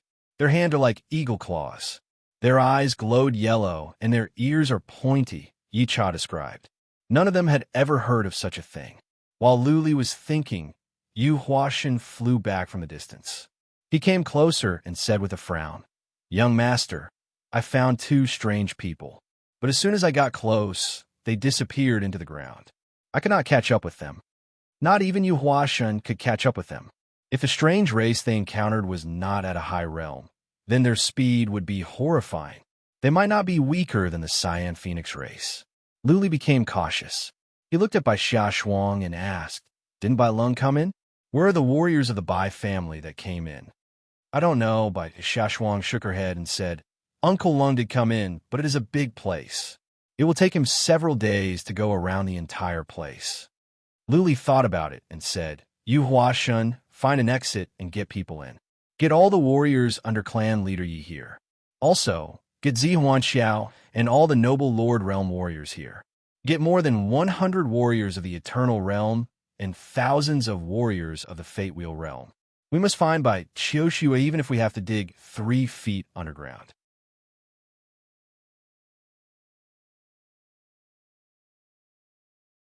Chapter 403. The strange race that came out of nowhere was controlling the green dwarfs in the small world. Lu Li, who had absolute control over the world of green dwarfs, didn't dare to take any rash actions. He decided to wait for reinforcements. Yu Huashin went out. Lu Li, Mingyu, Zilian, and Bai Xiaoshuang found a mountain nearby to camp. The mountain was steep. From the top, they could see everything. If a large group of enemies were to come, they could find them easily. Mingyu was using his psychic power at all times. Not even an ant could get close. Yi Cha wandered around nearby to see if he could find some clues or some useful information. There was no day or night in this small world. The sky was dark red and the Xian Qi was thin. This place was not suitable for people to cultivate or live. There were few trees, and most of the trees here were black bark trees without leaves. Bai Xiaoshuang was restless. Zilian comforted her, while Lu Li sat with a gloomy face. Mingyu sat with his legs crossed with his eyes closed. He used his psychic power to check the surroundings, especially underground. That strange race could drill underground, and it was fast. Time flew by. Half a day had passed. Yi Cha came back twice without finding anything. It was quiet here. Not a single green dwarf came out, and nothing was happening underground. Clan leader Yi. Lu Li gave him a jade talisman of warning and said, "Expand your search range. If you can capture a strange race, we will crush the jade talisman as soon as we are in danger." "Young master, this..." Yi Cha was wearing the illusion mask so no one could see his expression, but he was worried. Lu Li waved his hand with determination. Yi Cha had to go and check. "Lu Li, how about we let clan leader Yi take me there? I can sense my sister's soul. If she is 30 miles away from me, I can tell where she is." Bai Xiaoshuang was restless. Lu Li shook his head and said, "No, you cannot go anywhere. You must stay with me." Bai Xiaoshuang was stubborn and only Lu Li could keep her in check. He was worried that by Xiaoshuang would go with Yicha. Lu Li himself was powerful, and Mingyu had force. If anything happened, they could hold on for a while until Yicha came back. They sat there in boredom, eating food when they were hungry and drinking water when they were thirsty. Yu Huashun went out to gather troops. It was fast for him to come and go, but it would take time for him to gather powerful warriors and troops. It would take him at least 2 days. For hours later, Mingyu suddenly opened his eyes and shouted, "Young master, there's a situation. Ascend." Lu Li released his fate wheel at once. He shouted to Zilian, "Release your fate wheel and bring Bai Xiaoshuang up. Don't come down until I say so." Zilian nodded and released a 7-colored fate wheel. She took Bai Xiaoshuang and flew up 1,000 meters into the sky. Lu Li followed him, and so did Mingyu. They looked down coldly. Bang, bang, bang, the ground at the top of the small mountain cracked layer by layer, and then 6 yellow, ghostly figures shot up. The 6 yellow shadows were fast. They were no weaker than warriors at the initial stage of the Noble Lord realm. They flew up to the sky in an instant. Suppress. Mingyu released his power, and the surrounding winds and clouds changed. A powerful pressure pressed down. The 6 yellow shadows slowed down at once, and then they fell down toward the tunnel they came out from. Mingyu's force had an effect on the 6 strange people, but clearly the 6 of them could still break free. Otherwise, they wouldn't have fallen down, but would be frozen in midair. Mingyu, capture them alive. Lu Li shouted. It was not easy for these strange races to come out. Of course, they must find a way to interrogate one. Mingyu thought so as well. His body shot downwards, and his aura pressed down once again. The speed of the 6 people who were rushing towards the tunnel was greatly reduced. Whoosh! Mingyu unsheathed the long sword on his back and fiercely stabbed downwards. The 2 yellow men were stabbed, and their bodies exploded instantly. Their defense was pitifully weak. With Mingyu's attack, the pressure from the shore was naturally reduced, allowing the remaining 4 to rush into the tunnel. How could Mingyu let them go? Mingyu released his force again to slow them down. This time, Mingyu didn't attack. He rushed down, planning to cripple 1 or 2 of them and take them down. More than 300 feet, 100 feet, 30 feet. Mingyu's eyes glowed brighter and brighter. He stabbed forward with his sword. This time, Mingyu controlled his power and accuracy. He hit the 4 yellow people's hands and feet. The 4 people's hands and feet exploded. They had just rushed into the tunnel, but they couldn't run anymore. Good. Mingyu heaved a sigh of relief, but in the next second, his eyes narrowed. His body, which was originally charging downwards, immediately retreated to the sky. Boom! The 4 yellow men in the cave lit up with yellow light, and then exploded like 4 bombs. Mud and stones flew in all directions, and the peak of the mountain was completely blown apart. Smoke and dust billowed up, and the sound was earth-shaking. What a shame! Mingyu was angry. At the last moment, he didn't release his force to suppress the 4. They had been wounded. As long as he could suppress them, they couldn't explode. Oh no! Suddenly, Mingyu's body trembled as he looked up into the sky. He was scared out of his wits when he saw a man in yellow suddenly appearing from the void and reaching toward Lu Li with a pair of yellowish claws. He yelled in terror, "Young master, watch out." Actually, Mingyu didn't need to remind Lu Li. At that moment, Lu Li felt a sense of fatal danger from the depth of his soul.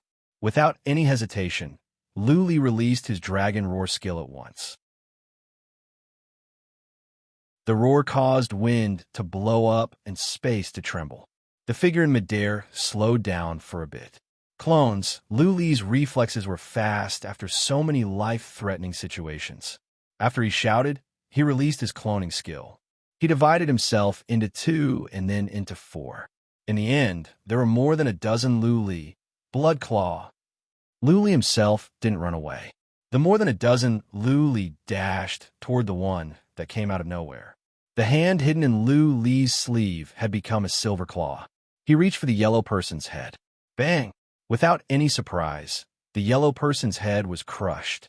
Before he died, His eyes were filled with confusion, as if he was still trying to figure out which one was Lu Li's real body. Whoosh! Mingyu flew up against the rain of blood and stood next to Lu Li. Fear was still lingering in his eyes, and his face was filled with terror. Phew, phew! Lu Li exhaled. Without much hesitation, he crushed a jade talisman to let Yi Cha come back. If it weren't for the fact that he reacted fast enough, he would have become a dead body. What was more, it was him who was sneaking up on. If it had been Zilian or Bai Xiaoshuang who had launched the sneak attack, they would have been dead by now. Lu Li felt the two yellow claws were not as powerful as his beast claws, but they could easily crush the heads of Bai Xiaoshuang and Zilian. You can turn invisible? You know how to lure me away. That is a horrifying ability and a high intelligence. Mingyu was solemn. Just now, the yellow person was hiding next to Lu Li, and Mingyu didn't notice it at all. It was not until the yellow person showed up and showed his killing intent that Mingyu realized.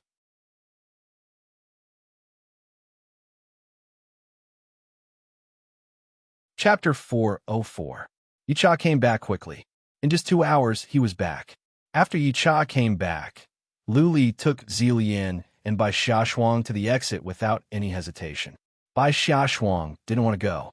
She begged Lu Li to stay for several times, but Lu Li pretended not to hear her. At the exit, he said, "All of you get out. This is an order. There are no conditions. Xiaoshuang, teleport to the Ling Empress City at once and ask your aunt to send someone to find out about that strange race. I want information about this race, even if I have to go through all the historical materials. Only by knowing oneself and the enemy could one emerge victorious." Lu Li wouldn't be able to sleep if he couldn't find out about this race. What if this race came out of the northern desert from the small world? How many people would be assassinated? At the same time, Lu Li told them to keep it a secret. Apart from Madame Yin, nobody else could know about this, or else it would cause panic. The exit was under an abyss. Jumping down from the abyss would bring them back to the area of demons. Lu Li asked Yi Cha to send them out. There should be warriors of the Bai family outside. Lu Li, be careful. Lu Li, we will be waiting for your triumphant return. Bai Xiaoshuang and Zilian gave Lu Li a meaningful look before they were taken out by Yi Cha. Lu Li had become an emperor, but the two did not address him as emperor. That would alienate them. Lu Li didn't like being addressed as emperor either, so he didn't mind it. An hour later, Yi Cha came back. He didn't come out from the abyss. He came from nearby. Those that came from the outside would be teleported to near the abyss, but not from the abyss. Yi Cha nodded to Lu Li and said, "There are patriarchs of the Bai family out there. The army is gathering. Let's wait a bit longer." Lu Li sat with his legs crossed nearby. Yi Cha and Mingyu stayed close to him. They were checking with their psychic power at all times. This time, there were no more yellow people. Yu Huashen and Zi Huanxiao came in after a day with 6 or 7 warriors of the Noble Lord realm. The 4 patriarchs of the Cyan Phoenix race were all here, and there were more than 30 warriors of the Eternal Realm. "Greetings, Emperor." They got down on one knee and shouted. Lu Li waved them up and asked Zi Huanxiao, "Great General, have you heard of strange race?" After describing the appearance of that strange race, Zi Huanxiao frowned and pondered.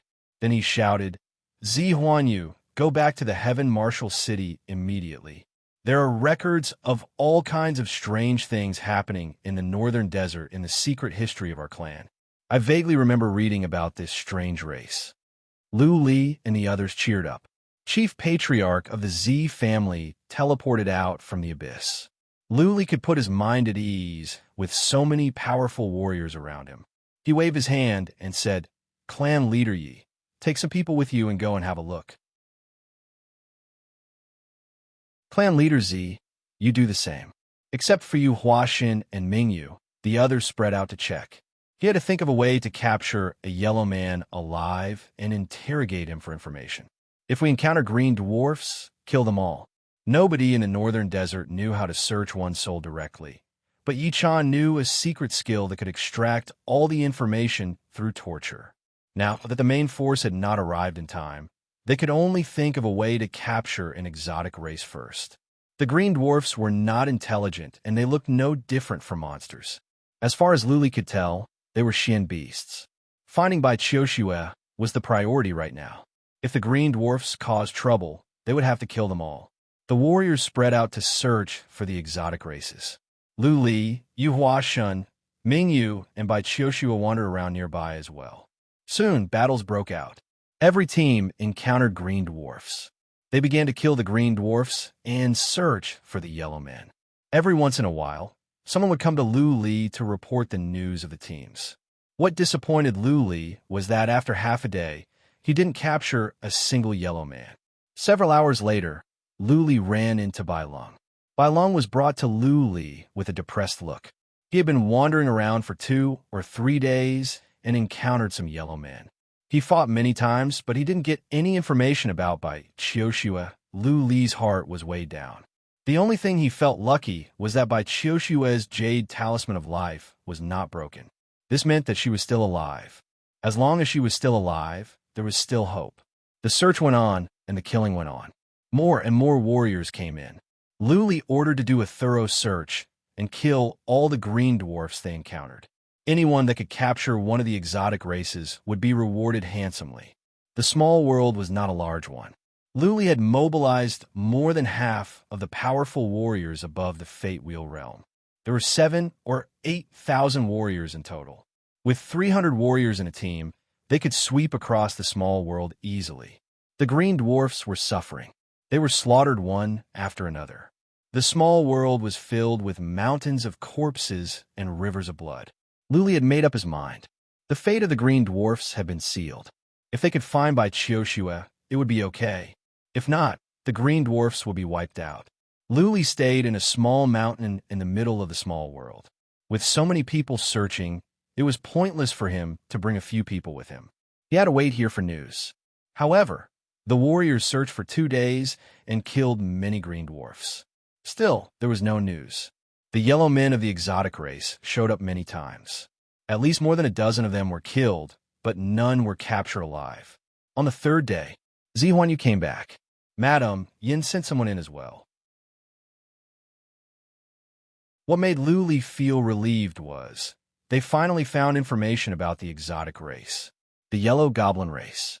Both the Z family and the major families of the Heaven Martial Kingdom had memories of this race. More than 7,000 years ago, this race once wreaked havoc on the northern desert, but they didn't appear at the Thousand Island Lake.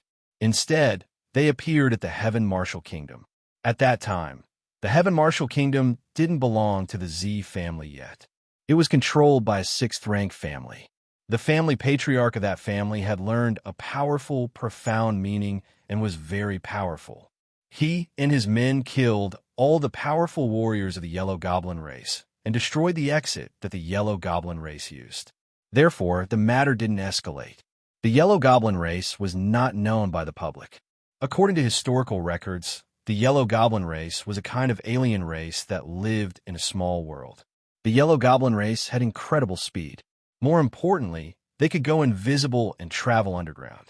The Yellow Goblin race was weak in defense and not strong in attack. That 6th-rank family patriarch had strong psychic power. Therefore, he could find the invisible Yellow Goblin race and kill them. That was how the Yellow Goblin race was saved. Yellow Goblin race? After Lu Li finished reading the information, his eyes narrowed. Combined with the information, Lu Li could already confirm one thing. The Yellow Goblin race was not in the small world of the green dwarfs, but in another one. The 2 small worlds might be connected by a passage. Bai Qiuxue was missing. So many people couldn't find her, but she was still alive. There was only one explanation. She had entered the small world of the Yellow Goblin race through that passage, or she had been captured by the Yellow Goblin race. Find her.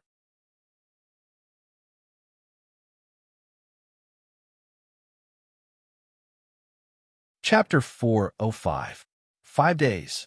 Almost all the green dwarfs in the small world of green dwarfs were slaughtered. Only some family patriarchs of major tribes were left. They were kept for interrogation, or else Lu Li would have killed them as well. The 7,000 or 8,000 warriors searched all over the small world.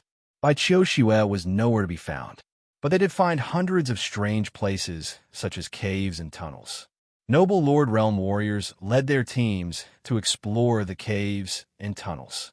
They eliminated all the strange places. 3 days later, they had their eyes on 3 areas. One was an underground cave, which was very deep. Zi Huanyu had been diving for thousands of miles, but he still hadn't reached the end. Zi Huanyu didn't dare to go further. He came back to report. The second place was found by the patriarch of the Cyan Phoenix race. It was a quagmire which seemed bottomless as well. The patriarch dived for more than 300 miles, but still couldn't reach the bottom. The third place was a cave which was filled with poisonous miasma. Not even noble Lord Realm warriors dared to go in rashly. It was dark inside, and one could not see the end with psychic power. Luli led the team to the nearest cave. He asked Yi Cha, Zi Huanyu, Xiao Xiao, and Mingyu to go down so they could look after each other. This time, they must reach the bottom of the cave. 6 hours later, the 3 of them came out. They had reached the end of the cave, but found nothing. Luli waved his hand in disappointment and said, "Let's go to the second place." The cave filled with poisonous miasma was not far away from here. They arrived in half a day. Luli looked into the distance and saw the dark purple mist coming out from the cave. He could smell the pungent smell even before he got closer. Blast the cave open. Luli chose the roughest way. Many warriors of the Eternal Realm released their Xian energy and blasted the entrance of the cave into dust. Then Luli asked more warriors to blast the entire mountain open. Since they couldn't get in because of the poisonous miasma, then they would blast open a path to disperse the miasma. Boom, boom, boom, rocks were flying around, the earth was shaking, and dust was rising. Soon, the mountain was blasted open. The cave was blasted open and the poisonous miasma was dispersed. Noble Lord Realm warriors went in with psychic power.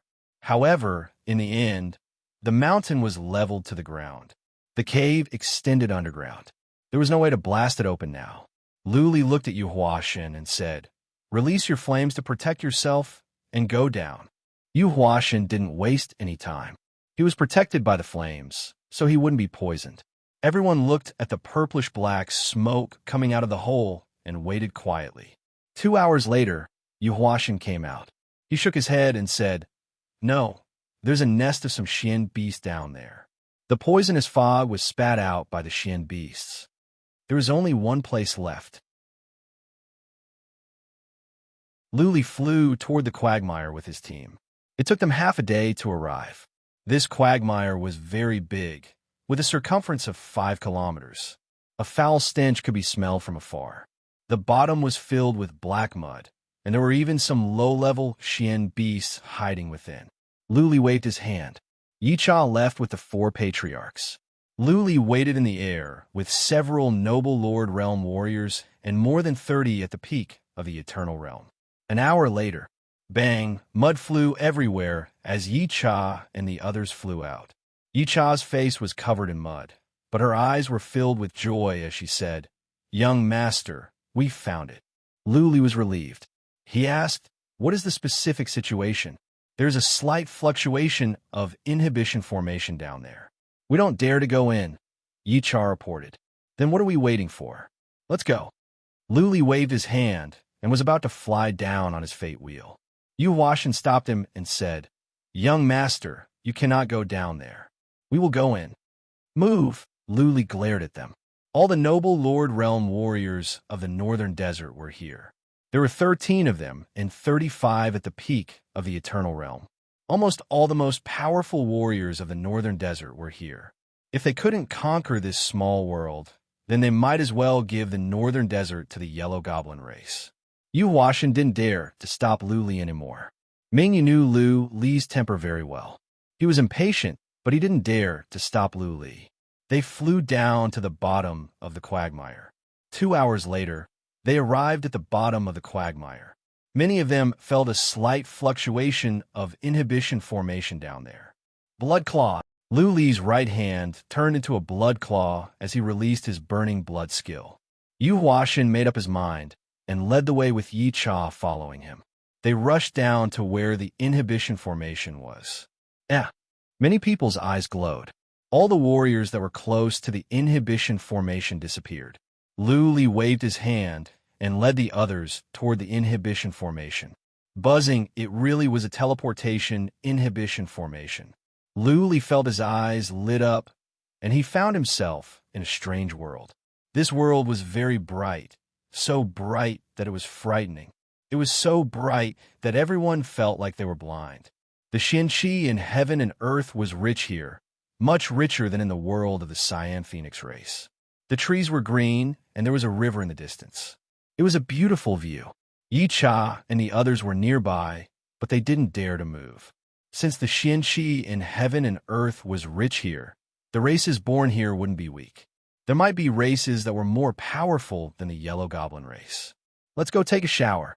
Luli flew to the river with the others and cleaned up the mud. Yi Cha and the others quickly put on their robes and began to explore the surroundings.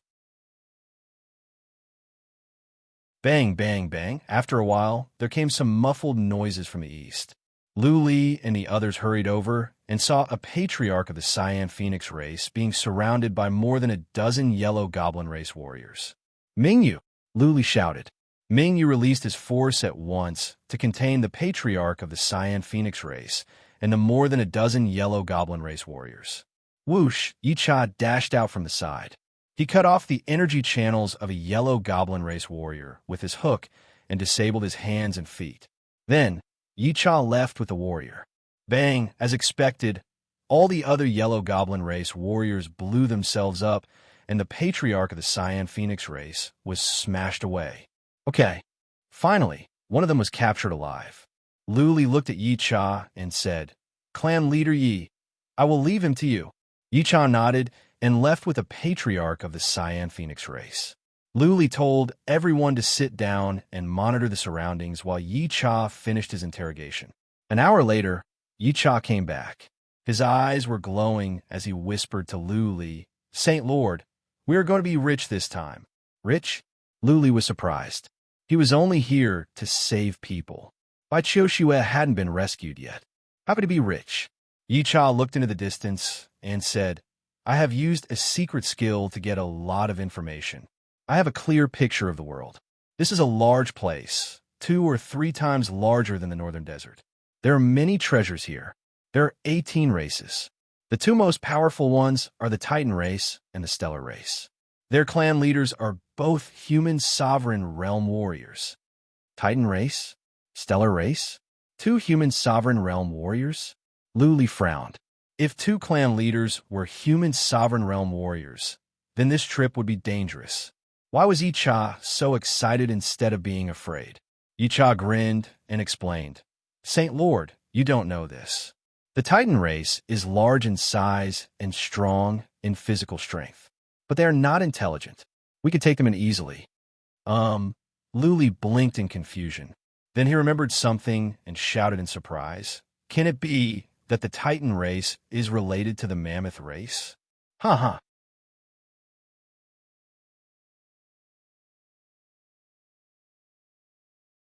Chapter 406. They went to the small world of green dwarfs to look for Bai Qiuxue and found a large world by accident. Such a large world was rare. Small worlds were usually located in cracks in space, and they were all small. The small world of the Cyan Phoenix race and the small world of green dwarfs were rare even at the Central Plains. Small worlds usually had rich Xianqi in heaven and earth. The green dwarfs were rare.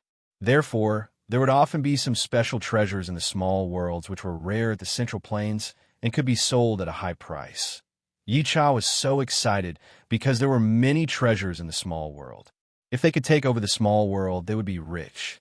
There were 18 races in the small world, but many of them were not strong. There were 5 of the most powerful races, and some of them were as powerful as warriors of the Noble Lord realm. They were at the territory of the Yellow Goblin race. The Yellow Goblin race was not strong in the small world. Their most powerful leader was only as powerful as a warrior of the Noble Lord realm. Speaking of which, it was thanks to Bai Qiuxue that the Yellow Goblin race could go to the small world of green dwarfs. Because Bai Qiuxue entered the large world from the small world of green dwarfs, the Yellow Goblin race followed her. But the small world of green dwarfs was too small without any mystical materials. The Shenchi in heaven and earth was not rich. Therefore, the yellow goblin race didn't pay much attention to it. Otherwise, there would be more yellow goblins. You mean by Qiu Xue is not captured? She went into the large world by herself? Lu Li's eyes glowed after he heard Yi Cha's explanation. Yi Cha nodded and said, "That is what I know, but I don't know where Lady Qiu Xue is now. At least, she is not in the hands of the yellow goblin race." Lu Li was relieved, but he didn't dare to do anything. There were two powerful warriors that could be comparable to human sovereign realm warriors in this world. The Titan race might be on their side, but there was another human sovereign realm warrior. What if the Titan race ignored them and tried to kill them? The small world was the territory of the major races, and they were humans from the outside world. For the indigenous people here, they were alien races. How could the Titan race work with the alien races to suppress the local races for their own interests? This was a piece of cake. If they could take over this small world, they and the major families of the northern desert would all benefit. The number of powerful warriors of the northern desert would soar. Maybe there would be some human sovereign realm warriors after several decades. The problem was, how was he going to swallow this cake? Look for outside help. Jiang Qiling was a good helper. She could send several human sovereign realm warriors over. When the time came, they would kill all the experts in this small world and split the resources with the Jiang family. No, Lu Li soon rejected the idea. Jiang Qiling could be trusted, but not the Jiang family. Big families had always prioritized profit over friendship.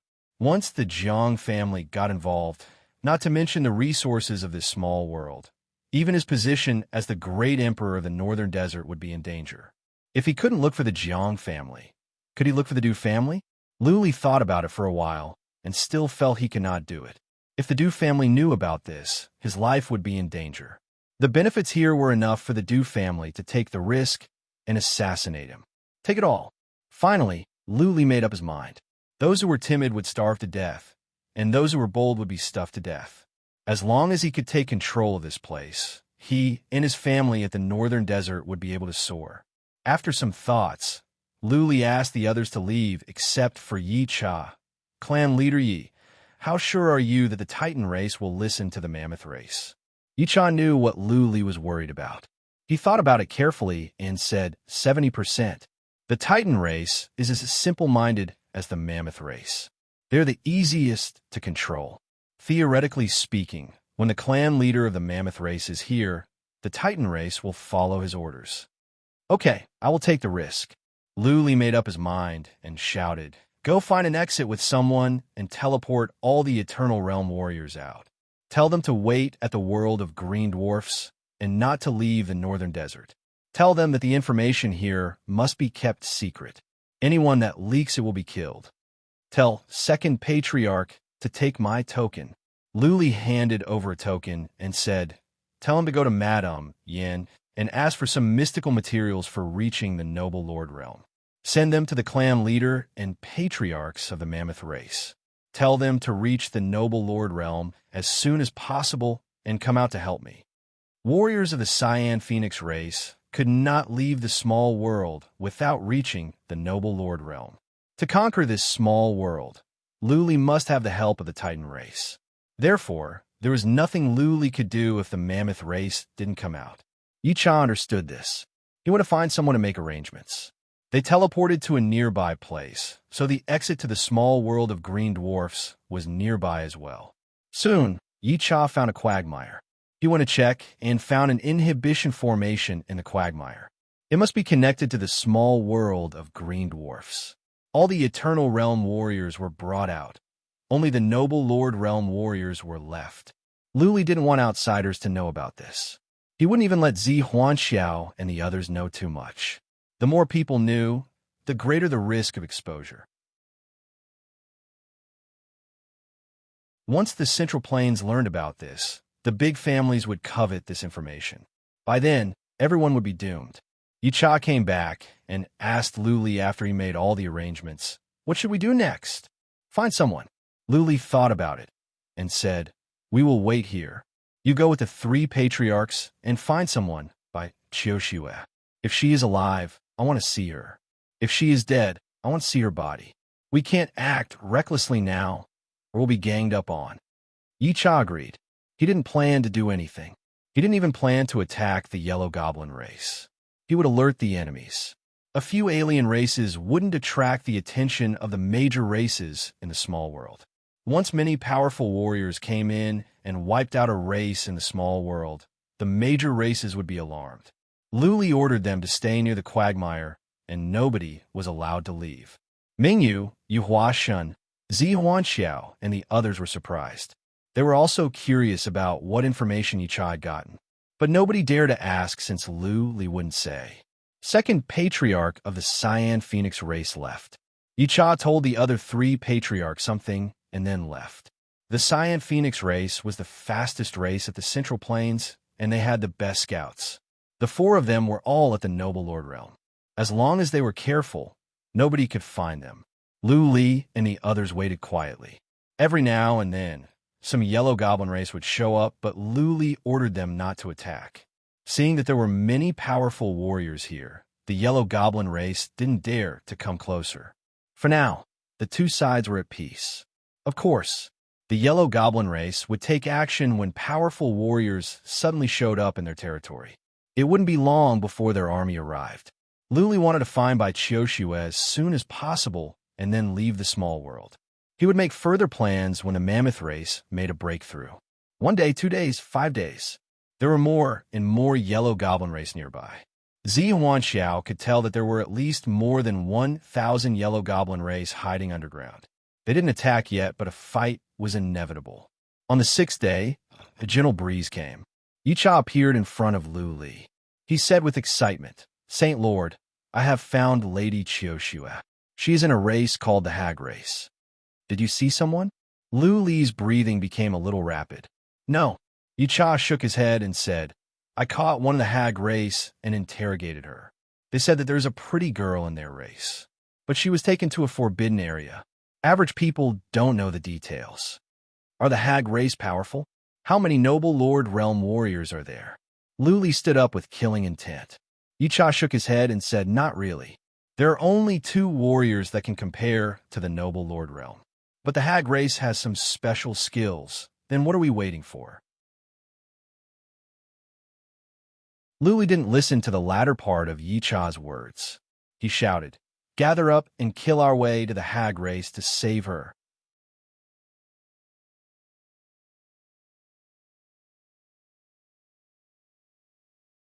Chapter 407. To kill the Hag Race, they must break through the encirclement of the Yellow Goblin race. That being said, those that stayed behind were all powerful warriors, so it was not a problem. Yu Huashan, Mingyu, Yicha, and the 3 patriarchs of the Cyan Phoenix race had returned. Zi Huanxiao, Zi Huanyu, 2 Noble Lord Realm warriors of the Heaven Frigid Kingdom, Qi Tianfan and Hejun. There was also Hong Tianxie from the Heaven Martial Kingdom and Chun Ping from the Heaven Cold Kingdom. There were 13 of them, including Li. Li asked all the warriors of the Eternal Realm to leave, including Bai Long. At Li's order, they flew up together. Yicha led the way, while the others flew to the southwest. Buzzing in front of them, many people appeared and attacked at them. The ground cracked as many Yellow Goblins charged at them. Clearly, the Yellow Goblins had misunderstood. They thought Li was going to attack them, so they had to start the fight earlier. Break out of the encirclement. Don't kill them. Li was protected in the middle by a group of Noble Lord Realm warriors. He shouted in a deep voice. He could not start a fight with the Yellow Goblin race now, or he would attract the attention of the other races. He wanted to leave as soon as he could after he rescued the people and wait for the Mammoth race to come out. Yicha and the others took actions, but they didn't use any powerful attacks. The ordinary members of the Yellow Goblin race were very weak, and there were not many Yellow Goblins who could conceal themselves. Yicha released the space-splitting power Upanishad. Golden claws grabbed forward and easily cleared a path. The other Noble Lord Realm warriors took actions as well. Mingyu released force, so the Yellow Goblins could not come up. They flew out of the encirclement. Luli was carried by Mingyu. They were fast, and they broke out easily.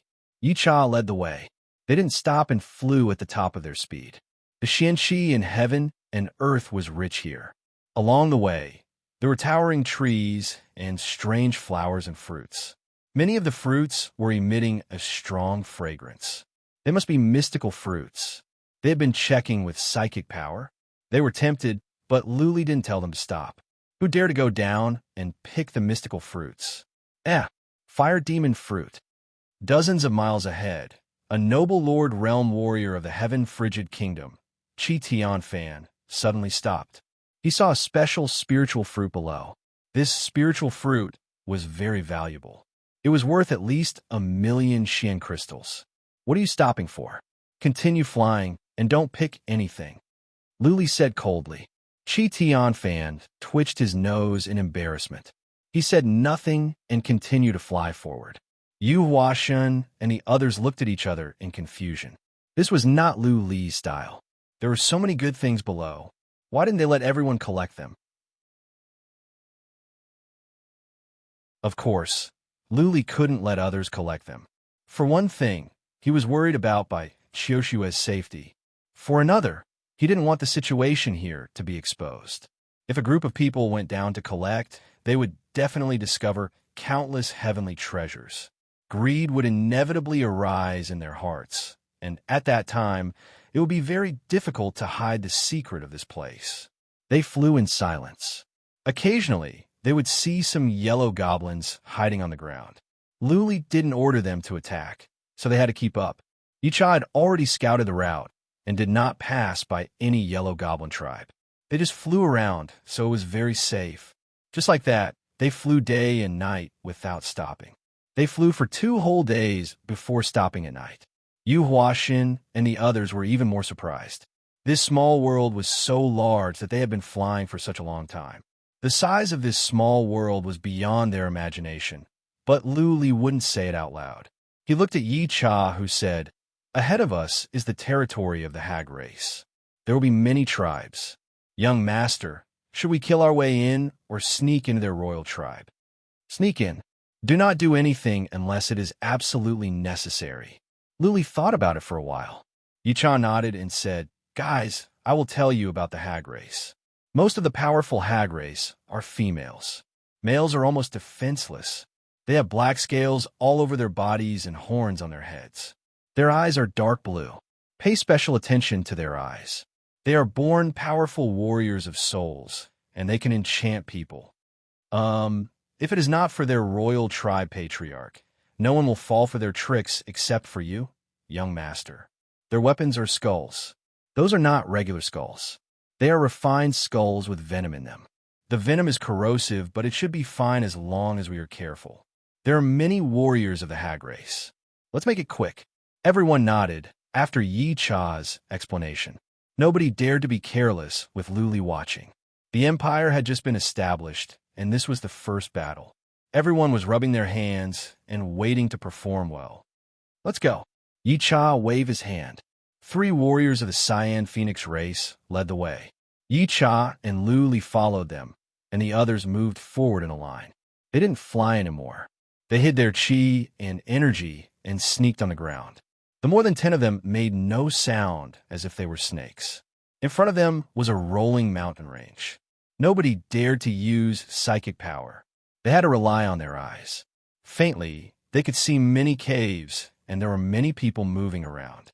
The Cyan Phoenix race deserved to be the best scouts. Their routes were well hidden, and they were fast. They flashed by and passed through the mountains easily. Well, the hag race is beautiful.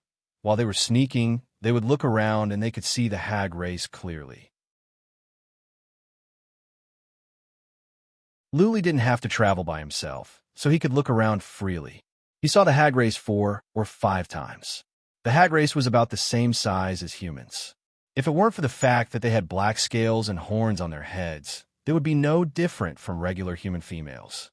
Everywhere they went, the hag race they saw were all females with exaggerated figures. They had plump breasts and buttocks, slim waists, and long legs. There were no black scales on their breasts. Their breasts were more than half exposed, and their breasts were white and dazzling. The females of the hag race were all beautiful and flirtatious. Their dark blue eyes were like two gemstones, very attractive. Every one of the hag race had a human skull in their hands. There was red blood coming out from the skull, but it didn't drip down. Instead, the blood flowed out from the eyes and into the mouth. It was strange. Crack, crack, crack. Then they passed by a small hill. In front of the hill was a piece of flatland. Several hag race females were whipping some hag race males. Those males didn't have black scales on them. They were kneeling on the ground naked and being whipped by the hag race females. The hag race females would let out some lewd laughter every now and then. Female hag, female hag. Is it because the hag race likes to abuse men? Is it why they're called female hag? Luli was surprised. The people of the northern desert called violent women as female hag. Could it be that the hag race once went out to harm men of the northern desert many years ago? Otherwise, how could they be called female hag? The rest of the people were also secretly amazed. Chi Tian Fan suddenly saw a black light flash on the body of female Yiksha, and the scales on her body actually disappeared, turning into a naked beauty. This beauty actually walked in front of a male Yiksha, raised her leg, and clamped the head of this male Yiksha. Chi Tianfan's eyes immediately went blank, and his foot slipped, breaking a stone into pieces.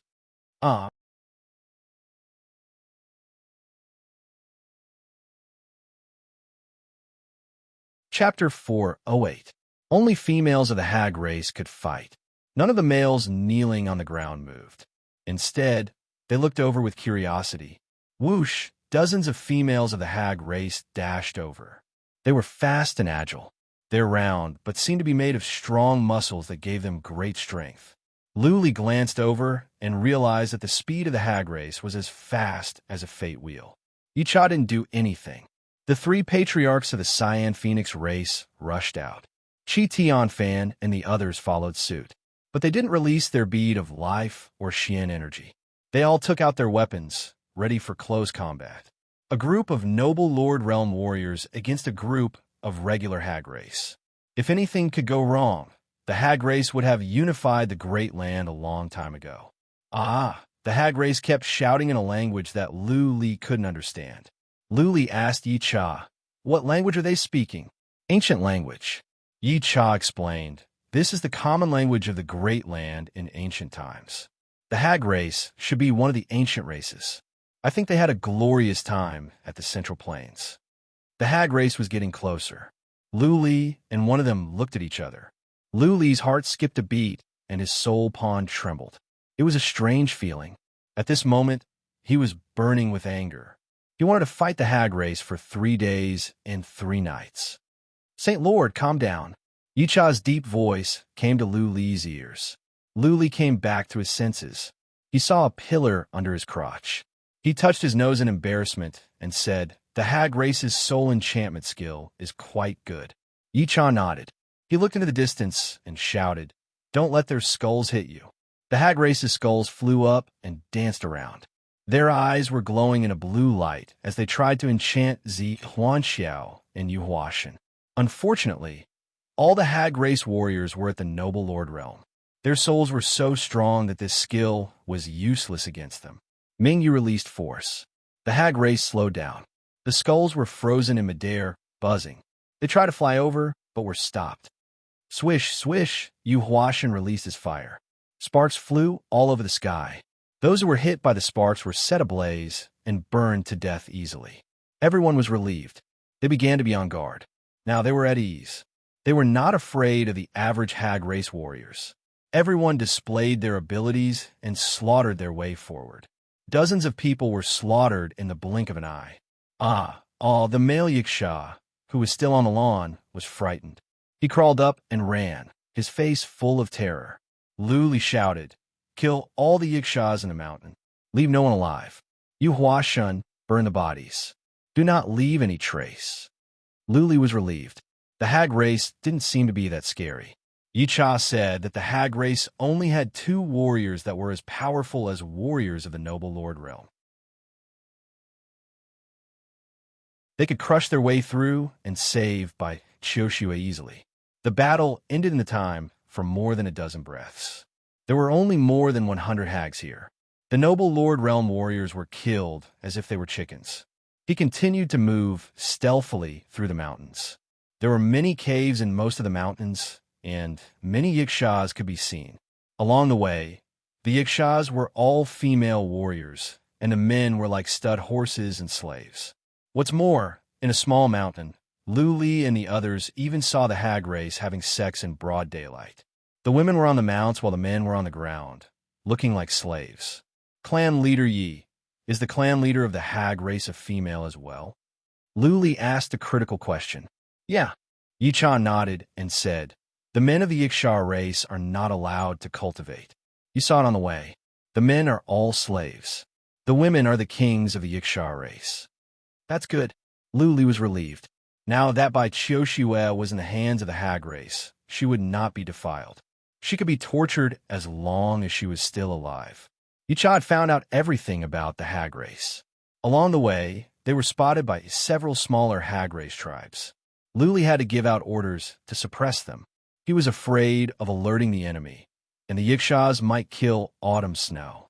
After 2 hours, they ran into many hag race tribes along the way. Yu Huaxin and the others were shocked. How many hag race people were there? The population they saw was at least a few million, right? They are right ahead.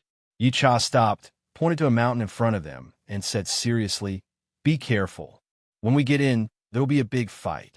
What we have to do is to kill or injure the 2 most powerful ones of the hag race as soon as possible. Then we can suppress the average ones, save Lady Qiushue, and leave. Everyone nodded. Yi Cha looked at Lu Li, who waved his hand and said, move. In an instant, everyone released their beads of life and flew up. More than a dozen streaks of psychic power swept forward like knives, covering the entire mountain in front of them. There were many hag race on the mountain, more than 100,000. Warriors and civilians of the hag race were everywhere. There were countless caves in the mountain. What confused Yu Huaxin and the others was that they didn't see Bai Qiushue, not even a female human being. Ah! From the mountain came some strange noises. Many hag race flew out from the caves. Some of them even had wings on their backs. They flew up to the sky like swords. Whoosh, whoosh, whoosh. Groups of hag race flew down from the mountain like a pack of wolves. Before they got close, skulls flew over. It was as if there were a bunch of meteorites floating in the sky. There was no end to the skulls. In the middle of the mountain is the forbidden area of the hag race. Lady Qiushue is in there. Let's kill our way in. Yi Cha shouted. He had already found out that Bai Qiushue had entered the forbidden area of the hag race. There was a valley in the middle that even their psychic power couldn't reach. That must be the forbidden area of the hag race. Charge! Lu Li shouted, but he didn't release his fate wheel. He asked Ming Yu to carry it while the others rushed forward in an arrow formation. Yi Cha and Yu Huaxin took the lead. Yi Cha released the space, splitting profound meaning, while Yu Huaxin released the sparks profound meaning. Qi Tianfan and the others also took action. Ming Yu released his power, but it was only to suppress the skulls that were flying towards him. Those skulls had venom on them, so they couldn't let it stick to their bodies, or else their bodies would be corroded into bones. Boom, boom, boom, giant golden claws whizzed out like the claws of gods, tearing the space in front of them apart. Those skulls were swept away one by one, easily clearing out space. Formation of blossoms. Zi Huanxiao and Zi Huaning both made their moves. Their beads of life glowed, and purple flower marks appeared on their necks. Then the sky was filled with petals that enveloped the hundreds of flying hags with wings. The formation of blossoms is so powerful. Lu Li had seen the formation of blossoms at the cliff of purgatory. He was surprised to see it again. The hundreds of flying hags must be powerful warriors of the hag race. Now that they were trapped by Zi Huanxiao and Zi Huaning, it would be hard for them to get out of the formation of blossoms. Under Ming Yu's force, the skulls stopped moving. Using the space, splitting profound meaning to clear the way, they rushed into the mountain with irresistible force and made their way to the forbidden area. A cold snort suddenly came from the forbidden area. Then a person flew out from the forbidden area.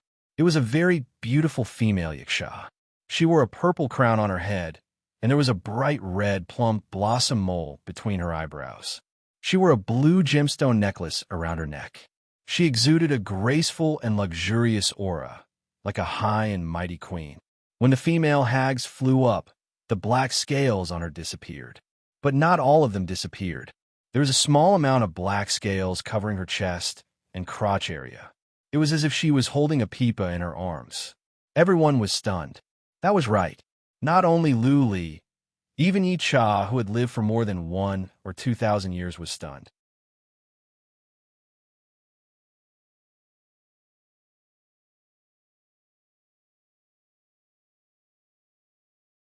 Chapter 409. This was a very strange thing. It was a very normal thing for a gentleman to pursue a fair and graceful lady. It was human nature for a man to desire a woman. But at a certain age, this desire would diminish. At the age of Yi Cha and the others, no matter how beautiful a woman was, she would be nothing more than a skeleton to them. Not to mention that they were burning with lust. They wished they could press the queen to the ground and whip her for hundreds of times. Therefore, this was obviously a secret art unique to the Yiksha queen. She had released some kind of secret art to ignite the desire in everyone's hearts. As a result, they lost themselves and immersed themselves in the body of the queen. This was dangerous.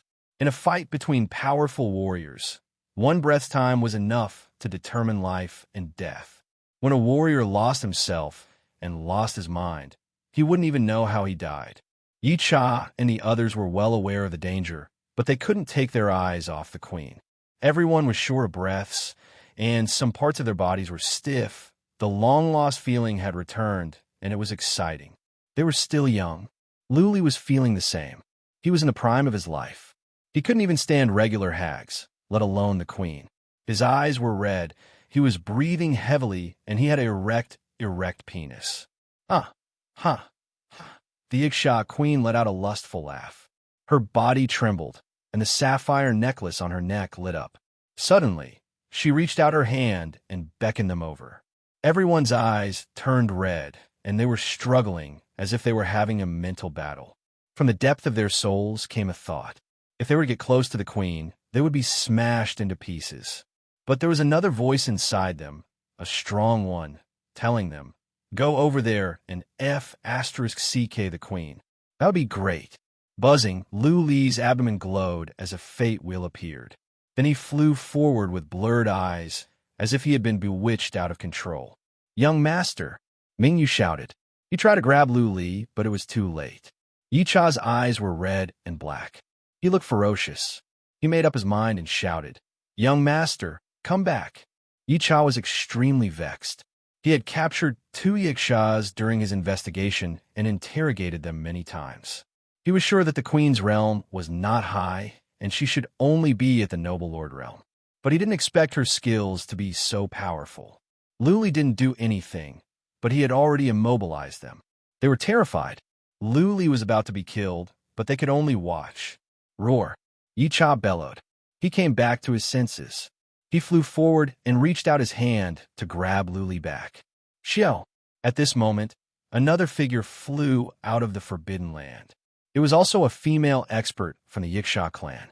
A ray of blue light shot out from her gem-like eyes and entered Yi Jie's eyes. At the same time, the black scales on her body disappeared. This person was not like the Yiksha queen who covered her breasts. She was completely naked and was flying towards Yi Jie at high speed. Her face was full of lust. Boom! Yi Cha felt like his head was about to explode. His eyes reddened, and he stood in midair, unmoving. Zi Huanxiao wanted to rush out like Yi Cha, but he couldn't control his body. He could only watch as Lu Li flew toward the Yiksha queen. "Young master," Mingyu bellowed, trying to wake Lu Li up. But Lu Li's eyes were blurred and he was in a daze. He didn't react at all. He just moved closer to the Yiksha queen. The Yiksha queen giggled again and again.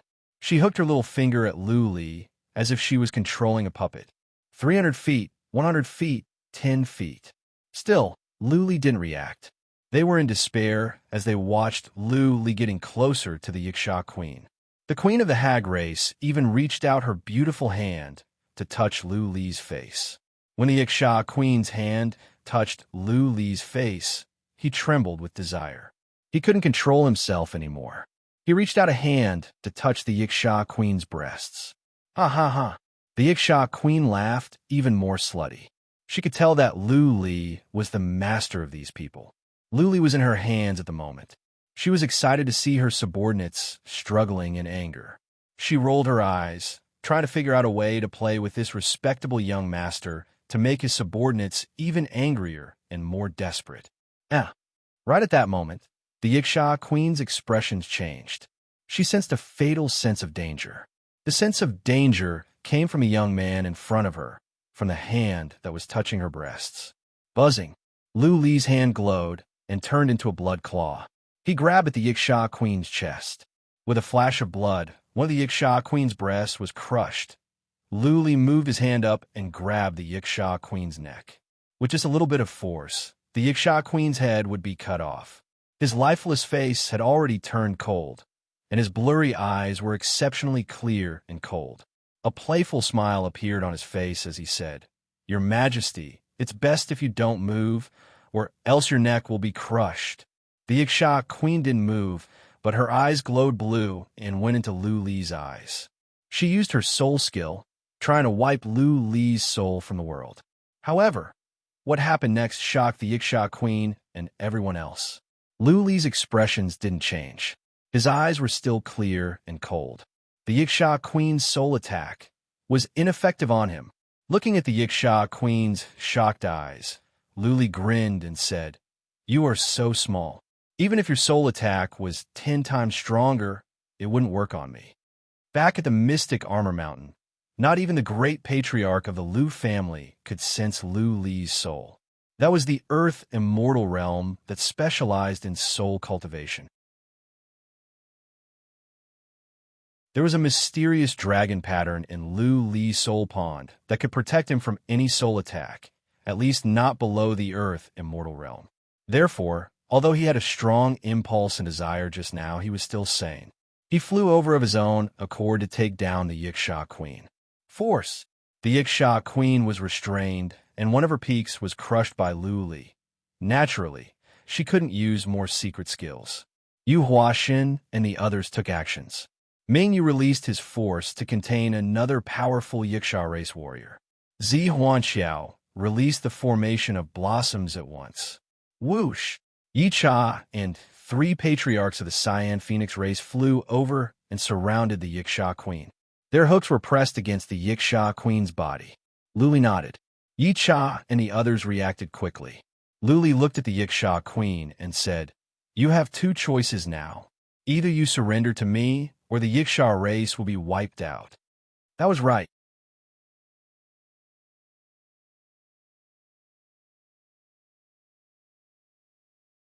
Chapter 410.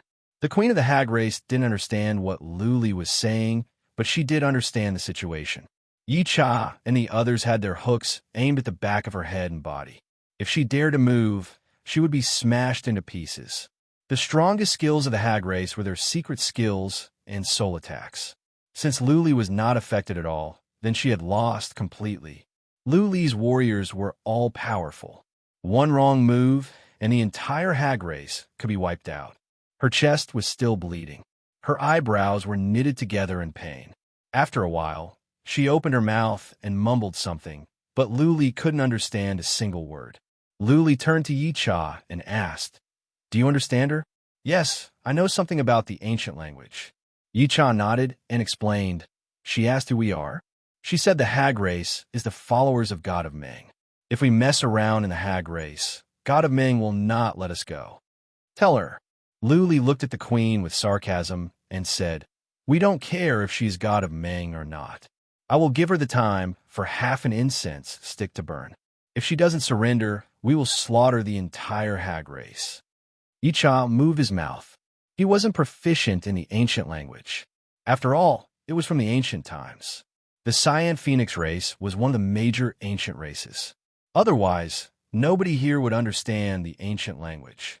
After hearing Yi Cha's words, the queen said something with determination. Yi Cha shook his head and said, "She said the hag race would rather be wiped out than betray God of Ming. She wants us to kill her."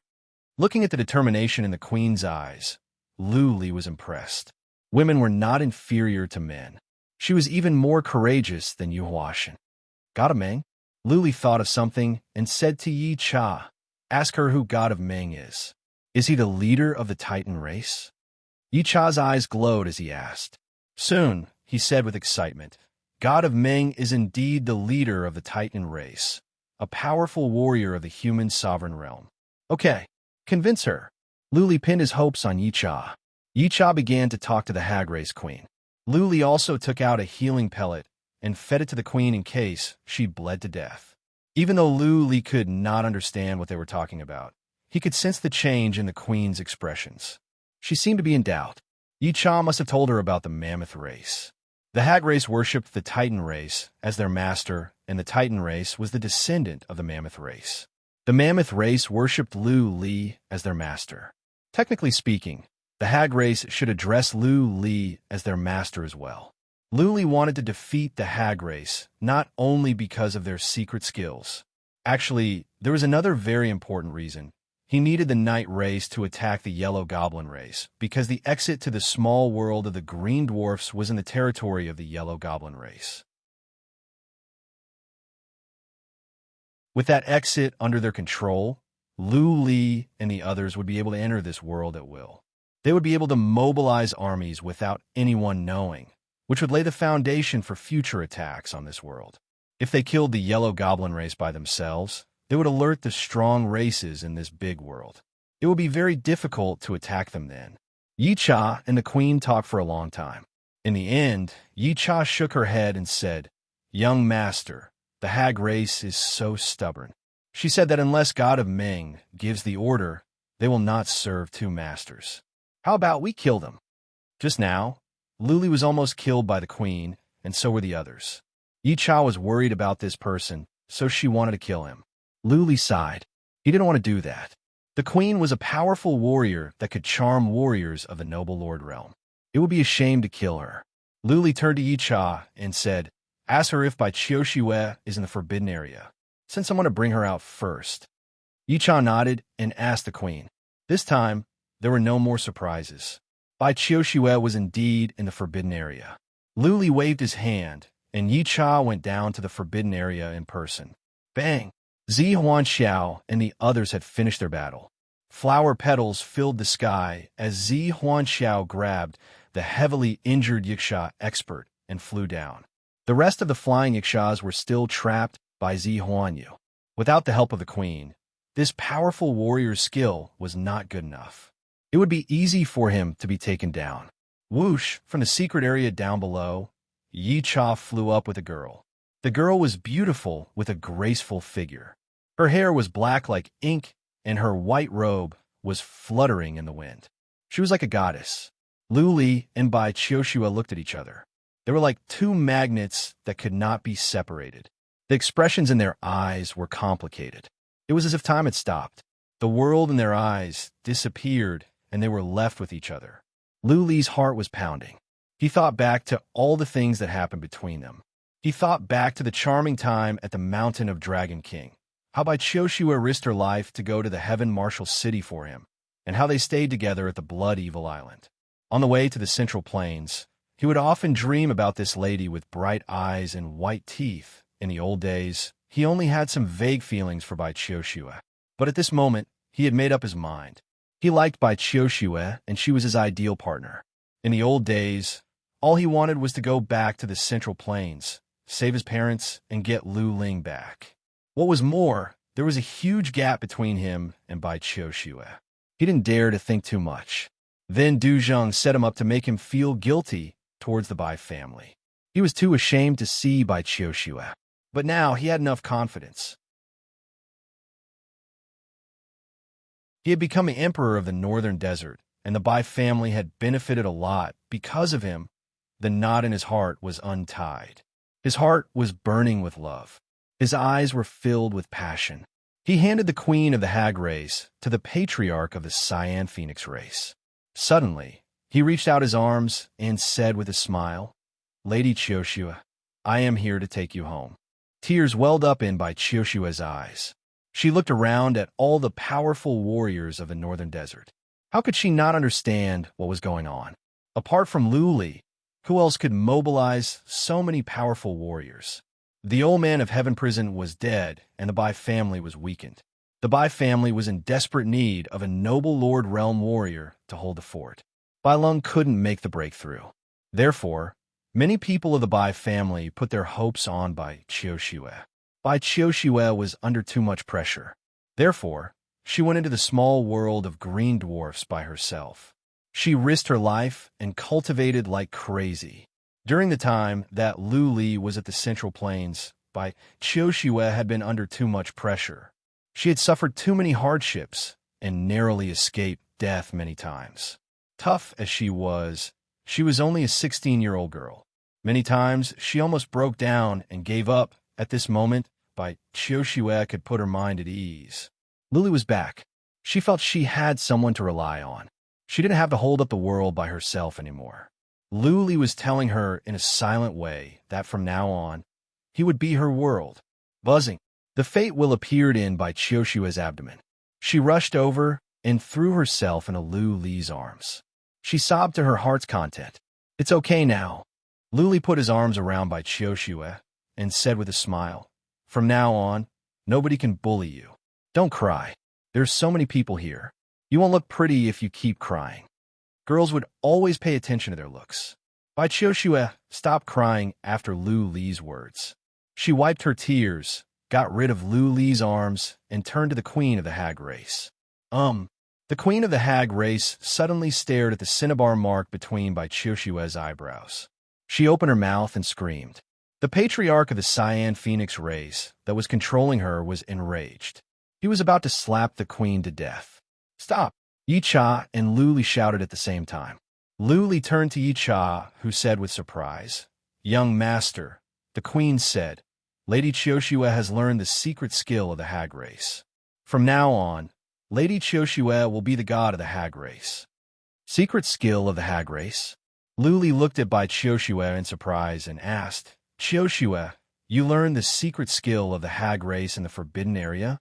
"Yes, I learned a secret skill." Bai Chioshue ran her fingers through her hair and lowered her head. She said shyly, "But I think that skill is used to seduce men. It is obscene. P.S. One day off and I will have 4 chapters. 5 chapters tomorrow." Monday, please recommend that you're tuning in to the Warrior Lore YouTube channel. Don't forget to subscribe and join us on this journey to catch the most captivating stories.